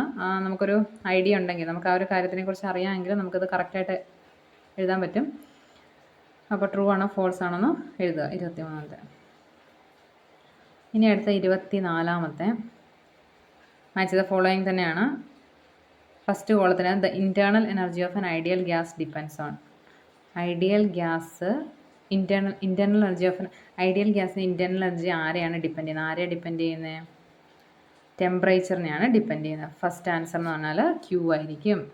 മാച്ച് ദ ഫോളോയിങ് ആണ്. ഇങ്ങനെ ക്യൂ വരയ്ക്കുക. ഇനി രണ്ടാമത്തെ, gas perform minimum work when it expanse. അതായത് ഗ്യാസ് കുറച്ച് വർക്ക് അത് എക്സ്പാൻഡ് ചെയ്യുമ്പോഴത്തേക്ക് ചെയ്യുന്നുള്ളൂ ആണോ? അതേതാ പറയുന്നത്? ഓപ്ഷൻ 2 എന്ന് പറയുന്നത് എസ് ആണ്, ഐസോകോറിക്കലി ആണ്. ഇതൊക്കെ ഇങ്ങനെ തന്നെ പഠിച്ചു വെക്കുക കേട്ടോ. ഇതൊക്കെ നമുക്ക് ക്ലിയറായിട്ട് അറിയണം. അതായത് ആ ഒരു സബ്ജക്റ്റിനെ കുറിച്ച് ഡെപ്തിൽ നമുക്ക് അറിയാമെങ്കിൽ മാത്രമേ ഇങ്ങനത്തെ മാച്ച് ദ ഫോളോയിങ് ആണെങ്കിലും ഫിൽ ഇൻ ദ ബ്ലാങ്ക്സ് ഒക്കെ ആണെങ്കിലും നമുക്ക് ആൻസർ ചെയ്യാൻ പറ്റുള്ളൂ. ഇപ്പോൾ ഒന്നും അറിയാൻ മേലെങ്കിൽ പോലും ജസ്റ്റ് ഇങ്ങനെ ഒന്ന് പഠിച്ചു വെക്കുക. ഈ ഒരു ക്വസ്റ്റ്യൻ വരുവാണെങ്കിൽ നമുക്ക് ഇത് അറ്റൻഡ് ചെയ്യാൻ പറ്റും. അല്ലെങ്കിൽ ഇതുപോലത്തെ തിരിച്ചും മറിച്ചുമൊക്കെ ചോദിക്കാം. ജസ്റ്റ് നോക്കുക കേട്ടോ. ഓക്കെ, അടുത്തതും ഫിൽ ഇൻ ദ ബ്ലാങ്ക്സ് ആണ്. ഇതിൻ്റെ അത് 2 എണ്ണം അറ്റൻഡ് ചെയ്താൽ മതി. First one, ray of light undergoes dash twice on passing through a prism. എന്താണ് ആൻസർ? റിഫ്രാക്ഷൻ വരും. Second, dash is the most scattered colour. ഏറ്റവും കൂടുതൽ സ്കാറ്റർ ചെയ്യുന്ന കളർ ഏതായിരിക്കും? വയലറ്റ്. നമ്മൾ പാർട്ട് 1 അകത്ത് കണ്ടായിരുന്നു അല്ലേ. പ്രസത്തിൽ കൂടെ പോകുമ്പോഴത്തേക്ക് ഏറ്റവും കൂടുതൽ സ്കാറ്റർ ചെയ്യുന്ന വയലറ്റ് കളറായിരിക്കും. മൂന്നാമത്തെ the deviation through a prism in minimum when angle of incidence is equal to angle of emergence. നാലാമത്തെ according to Rayleigh's law of scattering the intensity of scattered light is inversely proportional to the dash power of its wave length. Wave ലെങ്ത്തിൻ്റെ എത്രാമത്തെ പവറാണ്? 4th power. ഇത് answers ഇവിടെ തന്നെ കൊടുത്തിട്ടുണ്ട്, just നോക്കുക. ഈ ഒരു സെൻറ്റൻസ് ഇങ്ങനെ തന്നെ പഠിച്ചു വെക്കുക. അടുത്ത ക്വസ്റ്റ്യനിലേക്ക് നോക്കാം. അടുത്ത മാച്ച് ദ ഫോളോയിങ് തന്നെയാണ്. നമ്മളിത് സെക്ഷൻ 1 നോക്കിയ പാർട്ട് 1 അകത്ത് നോക്കിയാണ് മോസ്റ്റ് ഡീവിയേറ്റഡ് കളറും ലീസ്റ്റ് ഡീവിയേറ്റഡ് കളറും. മോസ്റ്റ് ഡീവിയേറ്റഡ് കളർ ഏതാ ഇതിൻ്റെ അകത്ത് വരുന്നത്? വയലറ്റ് ആണ് വരുന്നത്. മോസ്റ്റ് ഡീവിയേറ്റഡ് കളർ വയലറ്റും ലീസ്റ്റ് ഡീവിയേറ്റഡ് കളറ് ഏതാ വരുന്നത്? റെഡും ആണ് വരുന്നത്. മോസ്റ്റ് വയലറ്റും ലീസ്റ്റ് റെഡും. ഓക്കെ, ഇങ്ങനെ തന്നെ പഠിച്ചു വെക്കാം.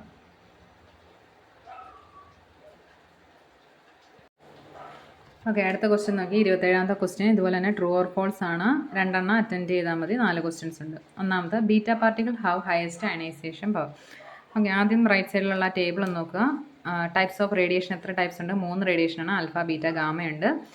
എയറിൽ കൂടെ പെനിട്രേറ്റ് ചെയ്യുന്നതിൻ്റെ ഡിസ്റ്റൻസ് കൊടുത്തിട്ടുണ്ട്. ഇനി അത് ഒരു ആൽഫ പാർട്ടിക്കിളിനെ സ്റ്റോപ്പ് ചെയ്യാൻ വേണ്ടിയിട്ട് പേപ്പർ അല്ലെങ്കിൽ സ്കിന്ന് മതി. ബീറ്റ ആണെങ്കിൽ അലുമിനിയം മതി. ഗാമയാണ് ലെഡ് മതി. അയണൈസേഷൻ പവർ നോക്കുക. ഏറ്റവും കൂടുതൽ ആൽഫ പാർട്ടിക്കിളാണ്. ബീറ്റയ്ക്ക് ലോ ആണ്, ഗാമയ്ക്ക് വെരി ലോ ആണ്. ഇനി ഫസ്റ്റ് ക്വസ്റ്റ്യൻ നോക്കി. Beta particle have highest ionisation power. Correct ആണോ? ബീറ്റയ്ക്കാണോ ഏറ്റവും കൂടുതൽ? അല്ല, ആൽഫ പാർട്ടിക്കിളിനാണ് ഏറ്റവും കൂടുതൽ. ബീറ്റയ്ക്ക് എന്താണ്? കുറവാണ്. അപ്പോൾ അതെന്താണ്? ഫോൾസ് ആയിട്ട് വരും. അപ്പം ഫസ്റ്റ് ഫോൾസ്. രണ്ടാമത് solar energy is mainly caused due to burning of hydrogen in the oxygen. ആണോ? അങ്ങനെയാണോ സോളാർ എനർജി വരുന്നത്? അല്ല. അപ്പോൾ അതും എന്താണ്? ഫോൾസ് ആണ് വരുന്നത്. മൂന്നാമത്തത് Paschen series of hydrogen atom lies in UV region. അതും തെറ്റാണ്. അതും ഫോൾസ് വരും. നാലാമത്തെ the radius R of a nucleus is proportional to the cube root of its mass number. അത് കറക്റ്റാണ്. അതെന്താണ് വരുന്നത്? അത് മാത്രം ട്രൂ. നാലാമത്തെ മാത്രം ട്രൂ, ബാക്കിയെല്ലാം എന്തായിരിക്കും? ഫോൾസ് ആയിട്ടായിരിക്കും വരുന്നത്. ഈ ടേബിൾ ഒന്ന് നോക്കുക. Alpha, beta, gamma, ionisation power, പിന്നെ സ്റ്റോപ്പ് ചെയ്യുന്നതും നോക്കുക.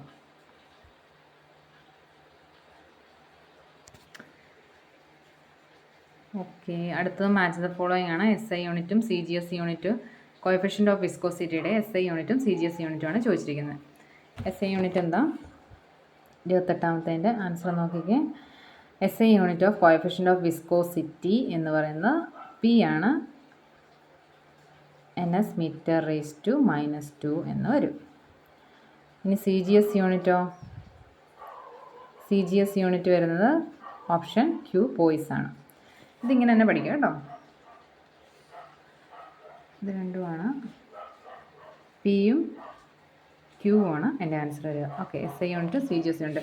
SI ആണോ CGS ആണോ നോക്കിയിട്ട് വേണം ആൻസർ ചെയ്യാൻ. കൺഫ്യൂഷൻ വരാൻ വേണ്ടിയിട്ടാണ് ഇങ്ങനെ നമുക്ക് തന്നിരിക്കുന്നത്. ഓക്കെ, ഇനി സെക്ഷൻ B ആണ്. സെക്ഷൻ ബിയിലും എന്താണ്? 2 മാർക്കിൻ്റെ ക്വസ്റ്റ്യൻസ് തന്നെയാണ് വരുന്നത്. ക്വസ്റ്റ്യൻ നോക്കിയാൽ ഒന്നാമത്തെ ക്വസ്റ്റ്യൻ എന്ന് പറഞ്ഞാൽ സെക്ഷൻ ബിയിലെ ക്വസ്റ്റ്യൻ വരുന്നത് ഏതാണ്? Describe in brief the formation of depletion region in A PN junction diode with a suitable. ഒരു ഡയഗ്രത്തോടു കൂടി എക്സ്പ്ലെയിൻ ചെയ്യുക. എന്താ എക്സ്പ്ലെയിൻ ചെയ്യേണ്ടത്? PN ജംഗ്ഷൻ ഡയോഡാണ് എക്സ്പ്ലെയിൻ ചെയ്യേണ്ടത്. എന്താ PN ജംഗ്ഷൻ ഡയോഡ് എന്ന് പറഞ്ഞാൽ? സെമി കണ്ടക്ടറാണ് അല്ലേ? ഒരു P ടൈപ്പ് സെമി കണ്ടക്ടറും ഒരു N ടൈപ്പ് സെമി കണ്ടക്ടറും. ഒരു P ടൈപ്പും ഒരു N ടൈപ്പും കൂടെ എന്ത് ചെയ്യുക? കമ്പൈൻ ചെയ്യുക. P ടൈപ്പും N ടൈപ്പും കൂടെ കമ്പൈൻ ചെയ്യുമ്പോൾ നമുക്ക് എന്ത് കിട്ടും? PN ജംഗ്ഷൻ ഡയോഡ് എന്ന് കിട്ടും. ഇനി P ടൈപ്പിൻ്റെ അകത്ത് എന്താ ഉള്ളത്? P ടൈപ്പിൻ്റെ അകത്ത് ഏറ്റവും കൂടുതൽ പോസിറ്റീവ് ചാർജുള്ള ആർക്കാണ്? ഹോൾസ്. P ടൈപ്പിലെ ഏറ്റവും കൂടുതലുള്ള ഹോൾസ്. N ടൈപ്പിൻ്റെ അകത്ത് ഏറ്റവും കൂടുതലുള്ള ആരാണ്? ഇലക്ട്രോൺസ്. ഓക്കെ, ഇത് രണ്ടും കൂടെ എന്ത് ചെയ്തു? കമ്പയർ ചെയ്തു. ഇതാണ് P റീജിയൻ, ഇതാണ് N റീജിയൻ എന്ന് പറഞ്ഞാൽ. P റീജിയൻ്റെ അകത്ത് ഏറ്റവും കൂടുതൽ ആരാ ഉള്ളത്? ഹോൾസ് ഉണ്ട്. N റീജിയൻ്റെ അകത്ത് ഏറ്റവും കൂടുതൽ ഇലക്ട്രോൺസ് ഉണ്ട്. ഈ നടുക്ക് ഇത്, അതായത് ഒരാൾ പോസിറ്റീവ് ഒരാൾ നെഗറ്റീവ് ആണല്ലേ, ഇവർ രണ്ടുപേരും കൂടെ കമ്പൈൻ ചെയ്യും. അപ്പോൾ കുറച്ച് റീജിയനിൽ ആ ജോയിൻ ചെയ്യുന്ന ആ ഒരു ജംഗ്ഷനിൽ P type N type join ചെയ്യുന്ന ജംഗ്ഷനിൽ എന്ത് ചെയ്യും? അവർ രണ്ടുപേരുടെ ജോയിൻ ചെയ്യും. ആ പറയുന്ന ജംഗ്ഷനെ പറയുന്ന പേരാണ് ഡിപ്ലീഷൻ റീജിയൻ എന്ന് പറഞ്ഞാൽ. ജസ്റ്റ് നിങ്ങളൊന്ന് വായിച്ച് നോക്കാം. Okay, there is A greater concentration of electrons in the N region. N റീജിയനിൽ ഏറ്റവും കൂടുതൽ കോൺസെൻട്രേഷൻ ആർക്കാണ്? ഇലക്ട്രോൺസ് ആണ്. എന്ന് ഓർക്കുമ്പോൾ നെഗറ്റീവ് ചാർജുള്ള ഇലക്ട്രോൺ അങ്ങനെ കണക്ട് ചെയ്യുക. ഇനി ഹോൾസ് ഇൻ ദ പി റീജിയനിൽ എന്തായിരിക്കും? പോസിറ്റീവ് ചാർജാണ്. പോസിറ്റീവ് ചാർജുള്ള ഹോൾസിനാണ്. Because of this electrons tends to diffuse to the P region. Electrons P റീജിയനുമായിട്ടും ഹോൾസ് ടു ദ എൻ റീജിയനുമായിട്ടും റീകമ്പൈൻ ചെയ്യാനുള്ള ചാൻസ് ഉണ്ട്. അങ്ങനെ ചെയ്യും. അത് രണ്ടും കൂടെ കമ്പൈൻ ചെയ്യുമ്പോഴത്തേക്ക് റീകമ്പൈൻ ചെയ്യും. ഈ recombination eliminates a hole and free electron. ഇവർ രണ്ടും കൂടെ ജോയിൻ ചെയ്യുമ്പോഴത്തേക്ക് ഒരു പോസിറ്റീവ് ചാർജ് ഒരു നെഗറ്റീവ് ചാർജാണ്. ഇവർ രണ്ടും കൂടെ കമ്പൈൻ ചെയ്യുമ്പോഴത്തേക്ക് എന്താണ് സംഭവിക്കുന്നത്? ഹോളും ഫ്രീ ഇലക്ട്രോണും എന്താവും? എലിമിനേറ്റ് ആവും. This result A creation of positive. അങ്ങനെ എന്താവും? അയോൺസ് ക്രിയേറ്റ് ആവും. ഈ റീജിയനിൽ, അതായത് ഈ ഡിപ്ലീഷൻ റീജിയനിൽ എന്ത് ക്രിയേറ്റ് ആവും? അയോൺസ് ക്രിയേറ്റ് ആവും. ഇവിടെ എന്തായിരുന്നു? ഹോൾസ് ആയിരുന്നു. ഇവിടെ ഇലക്ട്രോൺസ് ആയിരുന്നു. ഇവിടെ എന്തായി? ഇവിടെ വന്നപ്പോഴത്തേക്ക് അയോൺസ്. അത് രണ്ടും കൂടെ കമ്പൈൻ ചെയ്ത് അയോൺസ് ക്രിയേറ്റ് ആയി. ഒരു നാരോ റീജിയനിലാണ് respectively narrow region near the junction. ആ ജംഗ്ഷൻ്റെ അവിടെ ഒരു നാരോ റീജിയണും ഡിപ്ലീറ്റഡ് ഈ ഇത്രയും ഭാഗത്ത് എന്തായി? കമ്പൈൻ ചെയ്തു അല്ലേ? ഇത്രയും ഭാഗത്ത് കമ്പൈൻ ചെയ്ത് എന്തായി? ഒരു റീജിയൻ ഫോം ചെയ്തു. ആ റീജിയന് പറയുന്ന പേരാണ് ഡിപ്ലീഷൻ റീജിയൻ. ഓക്കെ, അതിന് എത്ര 0.5 മൈക്രോമീറ്റർ തിക്നെസ് ഉണ്ടാവും ഈ ഒരു റീജിയന്. ജസ്റ്റ് ഒന്ന് വായിച്ച് നോക്കുക. ഈ ഫിഗർ പഠിക്കുക. എന്താണ് പി എൻ ജംഗ്ഷൻ ഡയോഡെന്ന് അറിയണം. പി ടൈപ്പും എൻ ടൈപ്പും കൂടെ ജോയിൻ ചെയ്യുന്നു. അവിടെ ഒരു റീജിയൻ ഉണ്ടാവുന്നു. അപ്പോൾ എന്താവും? ഇലക്ട്രോണും ഹോൾസും എലിമിനേറ്റ് ആയിട്ട് അവിടെ അയോൺസ് ക്രിയേറ്റ് ആകും. പോസിറ്റീവ്ലി ചാർജിന് നെഗറ്റീവ്ലി ചാർജിന് അയോൺസ് ക്രിയേറ്റ് ആകും. ഈ പറഞ്ഞ കാര്യങ്ങളെല്ലാം ജസ്റ്റ് ഒന്ന് എഴുതി വെച്ചാലും മതി. ഒരു ഫിഗറും വരച്ച് വെക്കുക. ഈ ഒരു ഫിഗറും വരച്ച് വെക്കുക. ഓക്കെ,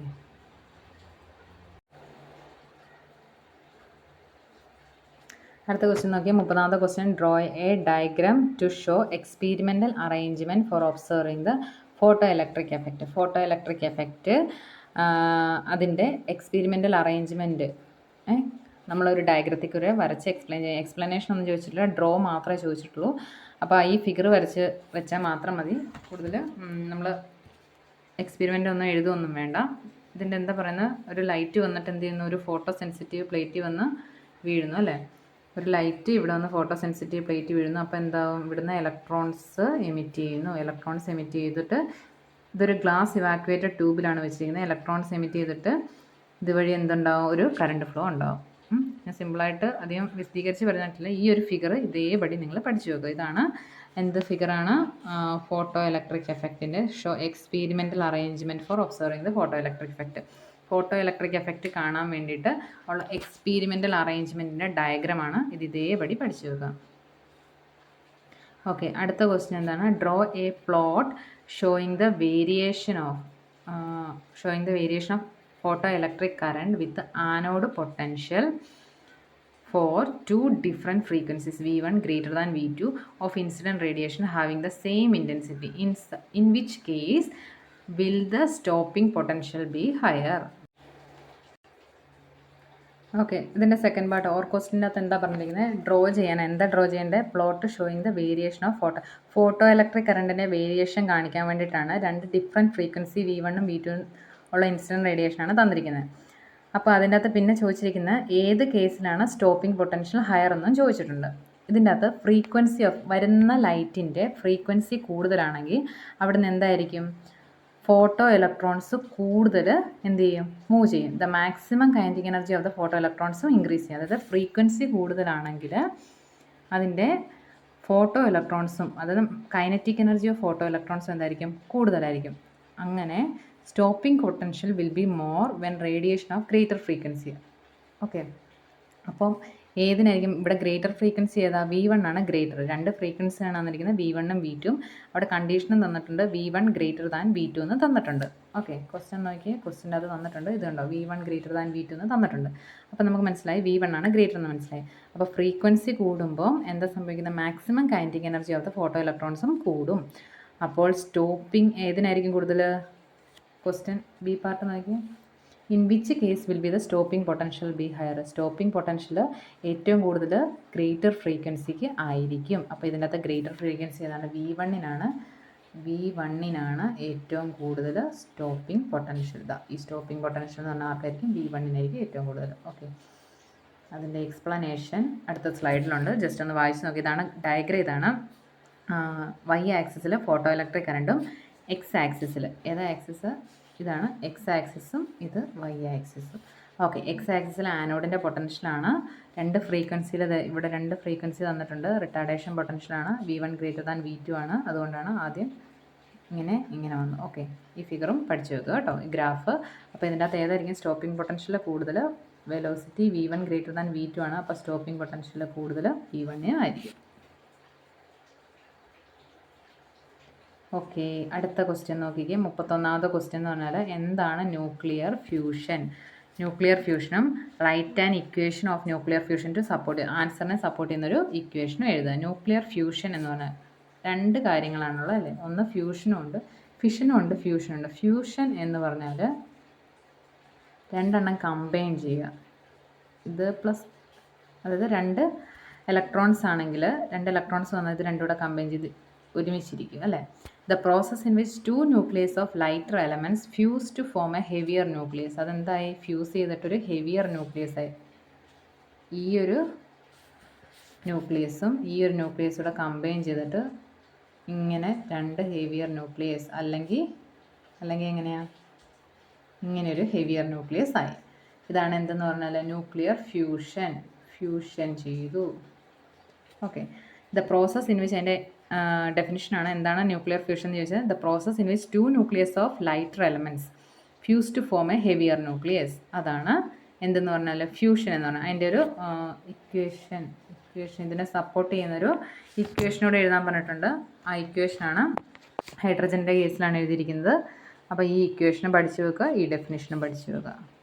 ഓക്കെ, ന്യൂക്ലിയർ ഫ്യൂഷൻ 31ാമത്തെ ക്വസ്റ്റ്യൻ. ഇതും 2 മാർക്കിൻ്റെ ക്വസ്റ്റ്യനാണ്. അടുത്ത ക്വസ്റ്റ്യൻ 32ാമത്തെ ക്വസ്റ്റ്യൻ. ഓക്കെ, 32ാമത്തെ ക്വസ്റ്റ്യൻ എന്ന് പറഞ്ഞാൽ draw a restoring force of displacement graph of a helical സ്പ്രിങ്ങിൻ്റെ റിസ്റ്റോറിംഗ് ഫോഴ്സ് ഓഫ് ഡിസ്പ്ലേസ്മെൻറ്റ് ഗ്രാഫാണ്. ആ ഗ്രാഫാണ് ഈ താഴെ കൊടുത്തിരിക്കുന്നത്, ഈ ഗ്രാഫ്. ഓക്കെ, ഇതാണ് ഗ്രാഫ്. ഓക്കെ, ഈ ഗ്രാഫ് നോക്കുക. Write and expression for energy store, എന്തുമാത്രം എനർജി സ്റ്റോർ ചെയ്തിട്ടുണ്ടെന്നും ആ ഒരു എക്സ്പ്രഷനും എഴുതാൻ പറഞ്ഞിട്ടുണ്ട് അല്ലേ? അപ്പോൾ ആദ്യം ഗ്രാഫ് എഴുതുക, ഗ്രാഫ് വരയ്ക്കുക. ഗ്രാഫ് വരച്ചിട്ട് എനർജി സ്റ്റോർഡ് എന്ന് പറഞ്ഞാൽ എന്താ? ഈ ഗ്രാഫിൻ്റെ അകത്ത് എനർജി സ്റ്റോർഡ് എന്ന് പറഞ്ഞാൽ ഈ ഒരു എന്താ പറയുക, ഏരിയ, ഷെയ്ഡഡ് പാർട്ടിൻ്റെ ഏരിയ കണ്ടുപിടിക്കുന്നതാണ് എനർജി സ്റ്റോർഡ് എന്ന് പറഞ്ഞാൽ. ഈ ഷെയ്ഡഡ് പാർട്ടിൻ്റെ ഏരിയ ആയിരിക്കും എനർജി സ്റ്റോർഡ് അല്ലെങ്കിൽ വർക്ക് ഡൺ എന്ന് പറഞ്ഞാൽ. നമുക്കറിയാം ഒരു ട്രയാങ്കിളിൻ്റെ ഏരിയ എങ്ങനെ കണ്ടുപിടിക്കുന്നത്? ട്രയാങ്കിളിൻ്റെ ഏരിയ എന്ന് പറഞ്ഞാൽ ഹാഫ് BH ആയിരിക്കും. ട്രയാങ്കിളിൻ്റെ ഏരിയ എങ്ങനെയായിരിക്കും? Half into base into altitude അല്ലെങ്കിൽ ഹൈറ്റ്, ഹാഫ് BH ആയിരിക്കും. Area of the shaded part half into base into H. Half into base എത്രയാണ്? ബേസ് എന്ന് പറഞ്ഞാൽ XM ആണ്. ഓൾട്ടിറ്റ്യൂഡ് എത്ര വരും? ഓൾട്ടിറ്റ്യൂഡ് എന്ന് പറഞ്ഞാൽ KXM വരും. അപ്പോൾ ഇതെല്ലാം കൂടെ ഇൻറ്റു ചെയ്ത് എഴുതുമ്പോഴത്തേക്ക് ഹാഫ് ഇൻറ്റു KXM² എന്ന് വരും. താഴെ ആൻസർ ഉണ്ട്, ജസ്റ്റ് ഒന്ന് നോക്കുക കേട്ടോ. ഗ്രാഫ് പഠിക്കുക, എനർജി സ്റ്റോർ കണ്ടുപിടിക്കാൻ വേണ്ടിയിട്ട് ഷെയ്ഡഡ് പാർട്ടിൻ്റെ ഏരിയ കണ്ടുപിടിച്ചാൽ മതി. ഏരിയ ഓഫ് ദ ട്രയാങ്കിൾ എന്ന് പറഞ്ഞാൽ ഹാഫ് BH ആയിരിക്കും. അടുത്ത ക്വസ്റ്റ്യൻ എന്ന് പറഞ്ഞാൽ show that 1 kilowatt energy is equal to, 1 kilowatt energy തന്നിട്ടുണ്ട് അല്ലേ? അത് ജൂളിലാണ് തന്നിരിക്കുന്നത്. നമുക്ക് അതിൻ്റെ കിലോവാട്ട് അവറിലേക്ക് ആക്കണം, കാണിക്കാം. അതായത് ഇത് രണ്ടും നമുക്ക് തന്നിട്ടുണ്ട്. 1 kilowatt hour is equal to 1 kilowatt hour എന്ന് പറഞ്ഞാൽ എന്താണ് കാണിക്കുക? 3.6 ഇൻറ്റു 10⁻⁶ ജൂളാണ് നമ്മൾ പ്രൂവ് ചെയ്യണം. ഇതാണ് നമ്മുടെ ക്വസ്റ്റ്യൻ. ഷോ ദാറ്റ് എന്നാണ് കാണിച്ചിരിക്കുന്നത്. ഇനി 1 കിലോവാട്ട് അവർ എന്ന് പറഞ്ഞാൽ നമ്മൾ എഴുതിയിട്ടുണ്ട് അല്ലേ? 1 കിലോവാട്ട് അവർ എന്ന് പറഞ്ഞാൽ 1നെ നമ്മൾ അതുപോലെ തന്നെ ഇട്ടു. 1 കിലോവാട്ട് 1 കിലോവാട്ട് 1 അവർ, 1 കിലോവാട്ട് ഇൻറ്റു 1 അവർ ഇങ്ങനെ എഴുതാം. 1 കിലോവാട്ട് എന്ന് പറഞ്ഞാൽ എത്രയാണ്? 1000. 1 കിലോവാട്ട് എന്ന് പറഞ്ഞാൽ 1000 വാട്ടാണ്. ഓക്കെ, ഇനി അവറിനെ നമ്മൾ എന്താക്കി? 60, 1 മണിക്കൂർ എന്ന് പറഞ്ഞാൽ 60 മിനിറ്റാണ്. 60 മിനിറ്റ് ഇൻറ്റു 60 സെക്കൻഡാണ് അല്ലേ? അപ്പോൾ ഇത് ഇൻറ്റു ചെയ്യുമ്പോൾ എത്ര വരും? 6 ഇൻറ്റു 6 36 വരും. 36 ഇൻറ്റു 4 10⁻⁵ എന്ന് വരും. ക്ലിയർ ആണല്ലോ? 6ഉം 6ഉം 1 2 3 4 5 0 വരും. അപ്പോൾ 10⁻⁵ വരും. ഇതിനെ എങ്ങനെ എഴുതാൻ പറ്റും? 36 ഇൻറ്റു 10⁻⁵, 36 ഇൻറ്റു 10⁻⁵ എന്ന് എഴുതാം. അല്ലെങ്കിൽ 3.6 ഇൻറ്റു 10⁻⁶, അത്രയും എന്താണ്? ജൂള്. ഓക്കെ, കിലോവാട്ട് പറഞ്ഞാൽ ജൂളിലേക്ക് നമ്മൾ കൺവേർട്ട് ചെയ്തു. ഈ ക്വസ്റ്റ്യൻ ക്ലിയർ ആണല്ലോ അല്ലേ? 1 കിലോവാട്ട് അവറിനെ നമ്മൾ എന്താക്കി? ജൂളിലേക്ക് കൺവേർട്ട് ചെയ്താണ്. താഴെ കൊടുത്തിട്ടുണ്ട്. ഓരോ നമ്മൾ ലൈൻസ് എഴുതുമ്പോഴത്തേക്കും സ്റ്റെപ്പ് ബൈ സ്റ്റെപ്പായിട്ട് ഹാഫ് മാർക്ക് വെച്ചിട്ടുണ്ട്. 2 മാർക്കേ ആകെ ടോട്ടലുള്ളൂ. നമ്മൾ കറക്റ്റ് അത് സ്റ്റെപ്പ് ബൈ സ്റ്റെപ്പായിട്ട് 1 കിലോ വാട്ട് എന്ന് പറഞ്ഞാൽ 1000 വാട്ടാണ്. അതുപോലെ 1 അവർ എന്ന് പറഞ്ഞാൽ 3600 സെക്കൻഡാണ്. അത് കറക്റ്റായിട്ട് എഴുതുമ്പോഴത്തേക്ക് വാട്ട് സെക്കൻഡിൽ വരും. വാട്ട് സെക്കൻഡ് എന്ന് പറഞ്ഞാൽ ജൂളാണ്. അങ്ങനെ എഴുതിയാൽ മാത്രമേ നമുക്ക് എന്ത് കിട്ടുള്ളൂ, 2 മാർക്ക് കിട്ടുള്ളൂ. ഇതുണ്ട് സൈഡിൽ മാർക്കിൻ്റെ ഡിസ്ട്രിബ്യൂഷൻ കാണിച്ചിട്ടുണ്ട്. ഇതുണ്ടോ ഹാഫ് മാർക്ക് വെച്ചാണ്. ഇനി അടുത്ത ക്വസ്റ്റ്യൻ 34ാമത്തെ question. Show that a magnetic energy required to build up the current I in the coil. എന്തുമാത്രം മാഗ്നറ്റിക് എനർജി ആവശ്യമാണ് ഒരു കോയിലിൽ ഐ കറണ്ട് ബിൽഡ് ചെയ്യാൻ വേണ്ടിയിട്ട്. സെൽഫ് ഇൻഡക്റ്റൻസ് എൽ തന്നിട്ടുണ്ട്. Is given by half L I square എന്ന് തന്നിട്ടുണ്ട്. Self inductance തന്നിട്ടുണ്ട്. അപ്പോൾ നമ്മൾ എന്താ കണ്ടുപിടിക്കുന്നത്? മാഗ്നറ്റിക് എനർജി എന്തുമാത്രം വേണം, magnetic energy of an inductor അല്ലെങ്കിൽ എനർജി സ്റ്റോർഡ് ഇൻ ആൻ ഇൻഡക്ടറാണ് നമ്മൾ കണ്ടുപിടിക്കുന്നത്. ഓക്കെ, നമുക്ക് താഴെ ഡെഫിനിഷൻ തന്നിട്ടുണ്ട്, ജസ്റ്റ് നോക്കുക. Energy stored in an inductor. ആൻസറാണ് consider a source of E M F connected to the inductor. ഒരു ഇൻഡക്ടറിലേക്ക് ഒരു ഇ എം എഫ് നമ്മൾ കണക്ട് ചെയ്തിരിക്കുന്നു. ഇൻഡക്ടർ എന്താണ്? ഇൻഡക്ടർ എന്ന് പറഞ്ഞാൽ ഇങ്ങനെ ഒരു ഇൻഡക്ടറാണ്, ഇത് എല്ലാണ്. ഇതിലേക്ക് നമ്മളൊരു ഇ എം എഫിൻ്റെ സോഴ്സ് കണക്ട് ചെയ്തിരിക്കുന്നു. As the current start growing the opposing induced E M F E equal നമുക്കറിയാം E equal to L D I by D T ആണ്. അതിൻ്റെ അകത്ത് വർക്ക് ഡൺ വരുമ്പോൾ എന്ത് വരും? അതിൻ്റെ നമ്മൾ ഡെറിവേറ്റീവ് എടുക്കണം. E equal to L D I by D T ആണ്. അതിൻ്റെ അകത്ത് വർക്ക് ഡൺ എന്ന് പറയുമ്പോഴത്തേക്ക് ഈ ഇൻറ്റു ആ തന്നിരിക്കുന്ന work done into D T ചെയ്യണം. അപ്പം നമുക്ക് എൽ ഐ ഡി ഐ എന്ന് കിട്ടും. ഇതിൻ്റെ അകത്ത് നമുക്ക് നമുക്ക് നോക്കാം. നമുക്കറിയാവുന്ന ഇക്വേഷൻ ഇ അല്ലെങ്കിൽ വി എ നമുക്ക് എങ്ങനെ എഴുതാം? L D I by D T എന്ന് എഴുതാം. ഓക്കെ, ഇനി നമുക്ക് വർക്ക് ഡൺ എന്ന് പറയുന്നത് വർക്ക് ഡണ്ണിനെ നമുക്ക് എങ്ങനെ എഴുതാം? Work done is equal to P into D T എന്ന് എഴുതാം. Okay, power into D T. Work done കണ്ടുപിടിക്കാൻ വേണ്ടി ഈ പവറിനെ നമുക്ക് എങ്ങനെ എഴുതാം? V I into D T എന്ന് എഴുതാം. ക്ലിയർ ആണല്ലോ? ഇനി ഈ വിക്ക് ഈ സബ്സ്റ്റിറ്റ്യൂഷൻ കൊടുക്കുക, ഐ അതുപോലെ തന്നെ ഇടുക, ഡി ടി ഇടുക. എന്നോട് പറയാം, സ്ലൈഡായിട്ട് ഇട്ടിട്ടില്ല അതാട്ടോ എഴുതുന്നത്. ആദ്യം നമ്മൾ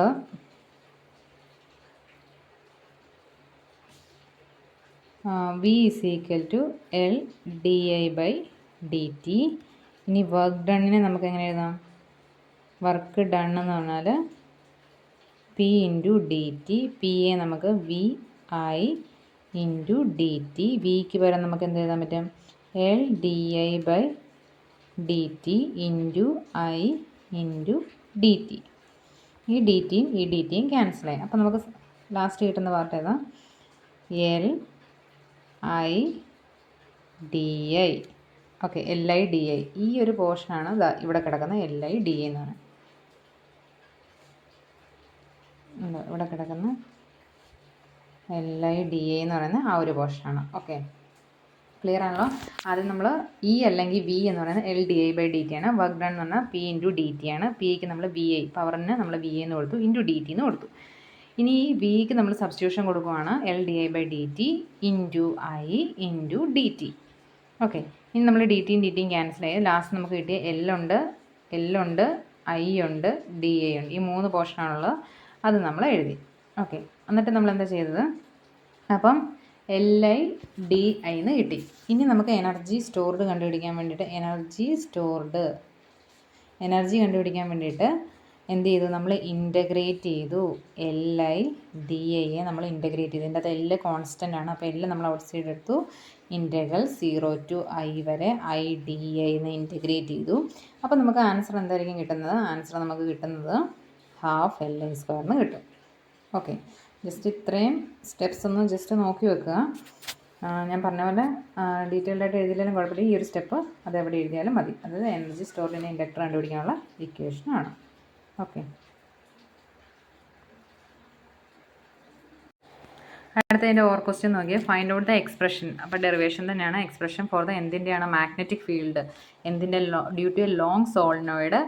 അതായത് ഐ കറണ്ട് ഫ്ലോ ചെയ്യുന്ന ഒരു ലോങ് സോളിനോയിഡിൻ്റെ മാഗ്നറ്റിക് ഫീൽഡിൻ്റെ എക്സ്പ്രഷൻ എഴുതാൻ വേണ്ടിയിട്ടാണ്. അതിൻ്റെ അകത്ത് എത്ര നമ്പർ ഓഫ് ടേൺസ് ഉണ്ട്?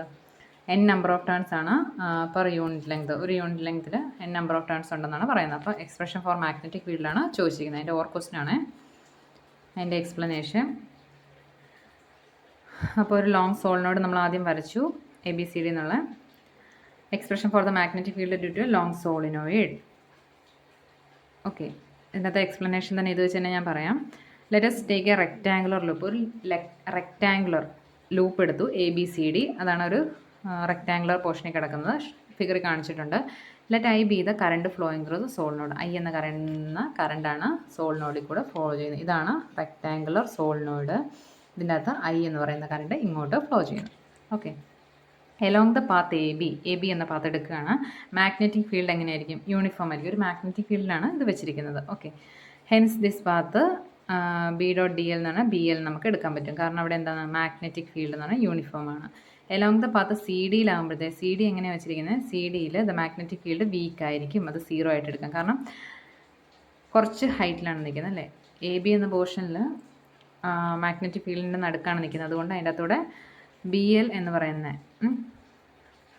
മാഗ്നറ്റിക് ഫീൽഡ് ഉണ്ടാകും. പക്ഷേ CD എന്ന പോർഷനിൽ അവിടെ 0 ആയിരിക്കും. B.dl എന്ന് പറഞ്ഞാൽ എന്തായിരിക്കും? 0 ആയിരിക്കും. 2 കേസസ് എടുത്തു എന്നേ ഉള്ളൂ കേട്ടോ. ഇനി if n number of turns per unit length along the length of the solenoid, then the number of turns enclosed by the rectangular loop L is NL.